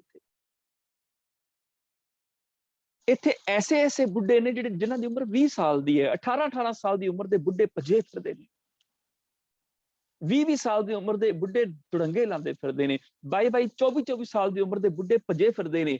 ਪਰ ਉਹ ਭੱਜੇ ਫਿਰਦੇ ਨੇ ਪਦਾਰਥਾਂ ਪਿੱਛੇ, ਵਿਕਾਰਾਂ ਦੇ ਪਿੱਛੇ, ਨਸ਼ਿਆਂ ਦੇ ਪਿੱਛੇ। ਪਰ ਆਤਮਿਕ ਤੌਰ ਤੇ ਬੁੱਢੇ ਨੇ। ਆਤਮਿਕ ਤੌਰ ਤੇ ਬੁੱਢੇ ਕਿਵੇਂ ਨੇ? ਸੋਚ ਕੇ ਦੇਖੋ, 20 ਸਾਲ ਦਾ ਬੁੱਢਾ ਕਿਵੇਂ ਹੋ ਸਕਦਾ ਹੈ ਕੋਈ? ਬੁਢਾਪੇ ਦੀ ਨਿਸ਼ਾਨੀ ਅੱਖਾਂ ਤੋਂ ਦਿਸਦਾ ਨਹੀਂ ਹੈ, ਕੰਨਾਂ ਤੋਂ ਸੁਣਦਾ ਨਹੀਂ ਹੈ, ਜ਼ੁਬਾਨ ਤੋਂ ਬੋਲਿਆ ਨਹੀਂ ਜਾਂਦਾ, ਹੱਥ ਕੰਮ ਨਹੀਂ ਕਰਦੇ, ਪੈਰ ਤੁਰ ਨਹੀਂ ਸਕਦੇ। ਆਈ ਹੈ ਨਾ ਬੁਢਾਪੇ ਦੀ ਨਿਸ਼ਾਨੀ। ਤੇ 20 ਸਾਲ ਦਾ ਬੁੱਢਾ ਕਿਹੜਾ ਹੋਏਗਾ? ਕਦੀ ਆਪ ਵੀ ਸੋਚ ਕੇ ਦੇਖ ਲਓ ਵੀ ਅਸੀਂ ਵੀ ਤੇ ਕਿਤੇ ਬੁੱਢੇ ਤੇ ਨਹੀਂ ਹੋ ਗਏ? ਆਤਮਿਕ ਤੌਰ ਤੇ ਅਸੀਂ ਤੇ ਨਹੀਂ ਬੁੱਢੇ ਹੋ ਗਏ?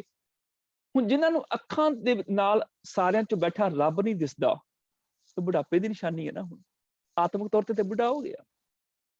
ਇਹਨਾਂ ਅੱਖਾਂ ਦੇ ਨਾਲ ਜਾਤਾਂ ਤੇ ਨਜ਼ਰ ਆਉਂਦੀਆਂ ਨੇ, ਇਹ ਉੱਚ ਜਾਤੀ ਹੈ, ਨੀਚ ਜਾਤੀ ਹੈ, ਫਲਾਣੇ ਦੀ ਫਲਾਣੀ ਗੋਤ ਹੈ, ਫਲਾਣੀ ਦੀ ਫਲਾਣੀ ਜਾਤ ਹੈ, ਜੋਤ ਨਜ਼ਰ ਨਹੀਂ ਆ ਰਹੀ। ਇਹ ਬੁਢਾਪਾ ਹੀ ਹੈ ਨਾ ਅੱਖਾਂ ਦਾ। ਅੱਖਾਂ ਬੁੱਢੀਆਂ ਹੋ ਗਈਆਂ, ਦੂਜੇ ਚ ਰੱਬ ਨਹੀਂ ਦੇਖ ਪਾ ਰਹੀਆਂ, ਜਾਤਾਂ ਦੇਖਦੀਆਂ ਨੇ, ਊਚ ਨੀਚ ਦੇਖਦੀਆਂ ਨੇ। ਸਾਡੀ ਆਪਣੀ ਸਿੱਖ ਕੌਮ ਦੇ ਵਿੱਚ ਅਸੀਂ ਆਪ ਐਸੇ ਹਾਂ ਜਿਨ੍ਹਾਂ ਨੇ ਆਪਣੇ ਨਾਵਾਂ ਦੇ ਨਾਲ ਜਾਤਾਂ ਗੋਤਾਂ ਦੀਆਂ ਪੂਛਾਂ ਲਾਈਆਂ ਹੋਈਆਂ ਨੇ। ਸਾਡੀ ਬਰਾਦਰੀ ਹੈ, ਸਾਡਾ ਇਹ ਖਾਨਦਾਨ ਹੈ, ਸਾਡੀ ਇਹ ਜਾਤ ਹੈ, ਸਾਡੀ ਇਹ ਗੋਤ ਹੈ। ਉਹ ਆਪਣੇ ਜਾਤ ਗੋਤ ਦਾ ਹੰਕਾਰ ਲੈ ਕੇ ਬੈਠੇ ਨੇ। ਜਿਹਨੂੰ ਸਤਿਗੁਰੂ ਪਾਤਸ਼ਾਹ ਨੇ ਕਿਹਾ ਸੀ ਕਿ ਜਿਸ ਕੁਲ ਦਾ ਤੂੰ ਮਾਣ ਕਰੀ ਜਾਂਦਾ ਨਾ, ਇਸ ਕੁਲ ਵਾਲਿਆਂ ਨੇ ਤੇਰਾ ਸਰੀਰ ਚਿਖਾ ਚ ਪਾ ਕੇ ਸਾੜ ਦੇਣਾ ਹੈ। ਕਬੀਰ ਦੁਨੀਆ ਕੇ ਦੋਖੇ ਮੁਆ, ਚਾਲਤ ਕੁਲ ਕੀ ਕਾਨ। ਵੀ ਆ ਮੇਰੀ ਕੁਲ ਆ, ਮੇਰੀ ਜਾਤ ਆ, ਮੇਰਾ ਗੋਤਰ। ਤਬ ਕੁਲ ਕਿਸਕਾ ਲਾਜ ਸੀ, ਜਬ ਲੈ ਧਰੇ ਮਸਾਨ। ਉਦੋਂ ਕਿਹੜੀ ਕੁਲ ਤੈਨੂੰ ਬਚਾਏਗੀ, ਕਿਹੜਾ ਖਾਨਦਾਨ ਤੈਨੂੰ ਬਚਾਏਗਾ? ਤੇਰੇ ਖਾਨਦਾਨ ਵਾਲਿਆਂ ਨੇ ਤੈਨੂੰ ਚਿਖਾ ਚ ਪਾ ਕੇ ਸਾੜ ਦੇਣਾ। ਉਦੋਂ ਕੌਣ ਬਚਾਏਗਾ? ਇਸ ਕਰਕੇ ਜਾਣੋ ਜੋਤ, ਨਾ ਪੁੱਛੋ ਜਾਤੀ ਅੱਗੇ। ਹੁਣ ਜਿਨ੍ਹਾਂ ਨੂੰ ਅੱਖਾਂ ਦੇ ਨਾਲ ਜਾਤਾਂ ਤੇ ਨਜ਼ਰ ਆ ਰਹੀਆਂ ਨੇ, ਰੱਬ ਦੀ ਜੋਤ ਨਜ਼ਰ ਨਹੀਂ ਆ ਰਹੀ, ਸਭ ਮੈਂ ਜੋਤ, ਜੋਤ ਹੈ ਸੋਏ, ਉਹ ਫਿਰ ਬੁੱਢਾ ਹੀ ਹੋ ਗਿਆ ਨਾ। ਜਿਵੇਂ ਬੁਢਾਪੇ ਦੀ ਨਿਸ਼ਾਨੀ ਅੱਖਾਂ ਤੋਂ ਦਿਸਣਾ ਨਹੀਂ ਹੈ, ਆਤਮਿਕ ਤੌਰ ਤੇ ਉਹ ਬੰਦਾ ਬੁੱਢਾ ਹੋ ਗਿਆ, ਜਿਹਨੂੰ ਦੂਜੇ ਚੋਂ ਰੱਬ ਨਜ਼ਰ ਨਹੀਂ ਆ ਰਿਹਾ, ਰੱਬ ਦੀ ਜੋਤ ਨਜ਼ਰ ਨਹੀਂ ਆ ਰਹੀ, ਉਹ ਜਾਤਾਂ ਨਜ਼ਰ ਆ ਰਹੀਆਂ ਨੇ, ਮਿੱਤਰ ਦੁਸ਼ਮਣ ਨਜ਼ਰ ਆ ਰਹੇ ਨੇ, ਆਪਣੇ ਬੇਗਾਨੇ ਨਜ਼ਰ ਆ ਰਹੇ ਨੇ। ਇਹਦਾ ਮਤਲਬ ਅੱਖਾਂ ਬੁੱਢੀਆਂ ਹੋ ਗਈਆਂ ਆਤਮਿਕ ਤੌਰ ਤੇ। ਅੱਖਾਂ ਦੇ ਨਾਲ ਇਹ ਧੀਆਂ ਭੈਣਾਂ ਨਹੀਂ ਦੇਖ ਰਿਹਾ, ਅੱਖਾਂ ਦੇ ਨਾਲ ਪਰ ਧਨ ਪਰ ਰੂਪ ਦੇਖ ਰਿਹਾ। ਅੱਖਾਂ ਬੁੱਢੀਆਂ ਹੋ ਗਈਆਂ, ਇਹਨੂੰ ਧੀ ਭੈਣ ਨਜ਼ਰ ਨਹੀਂ ਆ ਰਹੀ। ਹੁਣ ਅੱਖਾਂ ਦੇ ਨਾਲ ਇਹਨੂੰ ਆਪਣੇ ਨਜ਼ਰ ਨਹੀਂ ਆ ਰਹੀ। ਬੁਢਾਪੇ ਦੀ ਨਿਸ਼ਾਨੀ ਕੰਨਾਂ ਤੋਂ ਸੁਣਦਾ ਨਹੀਂ ਹੈ। ਆਤਮਿਕ ਤੌਰ ਤੇ ਬੁੱਢਾ ਹੋ ਗਿਆ, ਕੰਨਾਂ ਨਾਲ ਇਹਨੂੰ ਸੱਚ ਨਹੀਂ ਸੁਣਦਾ। ਨਿੰਦਿਆ ਚੁਗਲੀ ਬੜੀ ਸੁਣਦੀ ਹੈ, ਜਿੱਥੇ ਚਲਦੀ ਹੋਵੇ ਉੱਥੇ ਜਾ ਕੇ ਬਹਿ ਜਾਂਦਾ, ਬੜੇ ਧਿਆਨ ਨਾਲ ਸੁਣਦਾ, ਪਰ ਸੱਚ ਨਹੀਂ ਸੁਣ ਪਾਉਂਦਾ, ਕਿਸੇ ਦੀ ਸਿਫਤ ਨਹੀਂ ਸੁਣ ਪਾਉਂਦਾ, ਅੰਦਰ ਈਰਖਾ ਨਾਲ ਭਰ ਜਾਂਦਾ ਹੈ, ਫਲਾਣੀ ਦੀ ਨਹੀਂ ਸਿਫਤ ਹੋ ਰਹੀ ਹੈ। ਕੰਨ ਬੁੱਢੇ ਹੋ ਗਏ ਆਤਮਿਕ ਤੌਰ ਤੇ। ਜ਼ੁਬਾਨ ਮਿੱਠੇ ਬੋਲ ਨਹੀਂ ਬੋਲ ਰਹੀ, ਮਿੱਠੇ ਬੋਲਾਂ ਵੱਲੋਂ ਬੁੱਢੀ ਹੋ ਗਈ। ਕਿਸੇ ਨੂੰ ਮਿੱਠਾ ਨਹੀਂ ਬੋਲ ਰਹੀ, ਕਿਸੇ ਨੂੰ ਪਿਆਰ ਭਰੇ ਬੋਲ ਨਹੀਂ ਬੋਲ ਰਹੀ, ਸੱਚ ਨਹੀਂ ਬੋਲ ਰਹੀ, ਕਿਸੇ ਦੀ ਸਿਫਤ ਨਹੀਂ ਕਰ ਰਹੀ, ਜ਼ੁਬਾਨ ਬੁੱਢੀ ਹੋ ਗਈ, ਜ਼ੁਬਾਨ ਨੂੰ ਬੁਢਾਪਾ ਆ ਗਿਆ। ਹੱਥ ਜਿਹੜੇ ਨੇ ਹੁਣ ਸੱਚੀ ਸੁੱਚੀ ਕਿਰਤ ਨਹੀਂ ਕਰਦੇ, ਇਮਾਨਦਾਰੀ ਦੀ ਕਿਰਤ ਨਹੀਂ ਕਰਦੇ, ਹੱਕ ਦਾ ਪੈਸਾ ਨਹੀਂ ਘਰ ਲੈ ਕੇ ਆ ਰਹੇ, ਕਿਸੇ ਦੀ ਰਿਸ਼ਵਤ ਲੈ ਕੇ ਆ ਰਹੇ ਨੇ। ਹੱਥ ਬੁੱਢੇ ਹੋ ਗਏ ਸੱਚੀ ਸੁੱਚੀ ਕਿਰਤ ਵੱਲੋਂ, ਹੱਥ ਬੁੱਢੇ ਹੋ ਗਏ ਇਮਾਨਦਾਰੀ ਵੱਲੋਂ। ਪੈਰ ਠੇਕੇ ਵੱਲ ਤੇ ਦੌੜੇ ਚਲੇ ਜਾਂਦੇ ਨੇ, ਪਰ ਕਿਸੇ ਦਾ ਭਲਾ ਕਰਨ ਨਹੀਂ ਜਾ ਰਹੇ, ਕਿਰਤ ਕਰਨ ਨਹੀਂ ਜਾ ਰਹੇ, ਕਿਸੇ ਦੀ ਸੇਵਾ ਕਰਨ ਨਹੀਂ ਜਾ ਰਹੇ। ਪੈਰ ਬੁੱਢੇ ਹੋ ਗਏ ਚੰਗੇ ਪਾਸਿਓਂ। ਤੇ ਜਿਹੜੇ ਗੁਰਮੁਖ ਨੇ ਉਹ ਕਦੀ ਬੁੱਢੇ ਹੁੰਦੇ ਹੀ ਨਹੀਂ, ਕਿਉਂਕਿ ਉਹਨਾਂ ਦੀ ਅੱਖਾਂ ਸਾਰਿਆਂ ਚ ਰੱਬ ਦੇਖ ਰਹੀਆਂ ਨੇ, ਜਵਾਨ ਨੇ ਉਹ ਤੇ। ਗੁਰਮੁਖ ਕਦੀ ਬੁੱਢੇ ਹੁੰਦੇ ਹੀ ਨਹੀਂ, ਉਹ ਕੰਨਾਂ ਦੇ ਨਾਲ ਸੱਚ ਸੁਣ ਰਹੇ ਨੇ, ਜ਼ੁਬਾਨ ਦੇ ਨਾਲ ਮਿੱਠਾ ਬੋਲ ਰਹੇ ਨੇ, ਹੱਥਾਂ ਦੇ ਨਾਲ ਸੇਵਾ ਕਰ ਰਹੇ ਨੇ ਸੰਸਾਰ ਦੀ, ਪੈਰਾਂ ਦੇ ਨਾਲ ਚੰਗੇ ਪਾਸੇ ਜਾ ਰਹੇ ਨੇ। ਗੁਰਮੁਖ ਬੁੱਢੇ ਕਦੇ ਨਹੀਂ। ਸਰੀਰ ਦੀ ਗੱਲ ਹੀ ਨਹੀਂ ਚੱਲ ਰਹੀ ਇੱਥੇ। ਜੇ ਸਰੀਰ ਦੀ ਗੱਲ ਚੱਲ ਰਹੀ ਹੋਵੇ ਤੇ ਗੁਰੂ ਅਮਰਦਾਸ ਪਾਤਸ਼ਾਹ ਸ਼ਲੋਕ ਨਾ ਕਹਿਣ, ਕਿਉਂਕਿ ਸਰੀਰਕ ਤੌਰ ਤੇ ਉਹਨਾਂ ਦੀ ਉਮਰ ਕਾਫੀ ਹੈ। ਪਰ ਆਤਮਿਕ ਤੌਰ ਤੇ ਗੱਲ ਚੱਲ ਰਹੀ ਵੀ ਆਤਮਿਕ ਤੌਰ ਤੇ ਗੁਰੂ ਕਦੀ ਬੁੱਢੇ ਨਹੀਂ ਹੁੰਦੇ। ਗੁਰਮੁਖ ਬੁੱਢੇ ਕਦੇ ਨਹੀਂ, ਜਿਨ੍ਹਾਂ ਅੰਤਰ ਸੁਰਤ ਗਿਆਨ, ਉਹਨਾਂ ਦੇ ਅੰਦਰ ਗਿਆਨ ਹੈ। ਉਹ ਗੁਰੂ ਦੇ ਗਿਆਨ ਦੇ ਸਦਕਾ ਸੁਰਤ ਮੈਨੇ ਅਵੇਅਰ ਨੇ, ਧਿਆਨ ਟਿਕਿਆ ਉਹਨਾਂ ਦਾ ਗੁਰੂ ਦੇ ਗਿਆਨ ਦੇ ਵਿੱਚ, ਸੋਝੀ ਹੈ ਉਹਨਾਂ ਨੂੰ।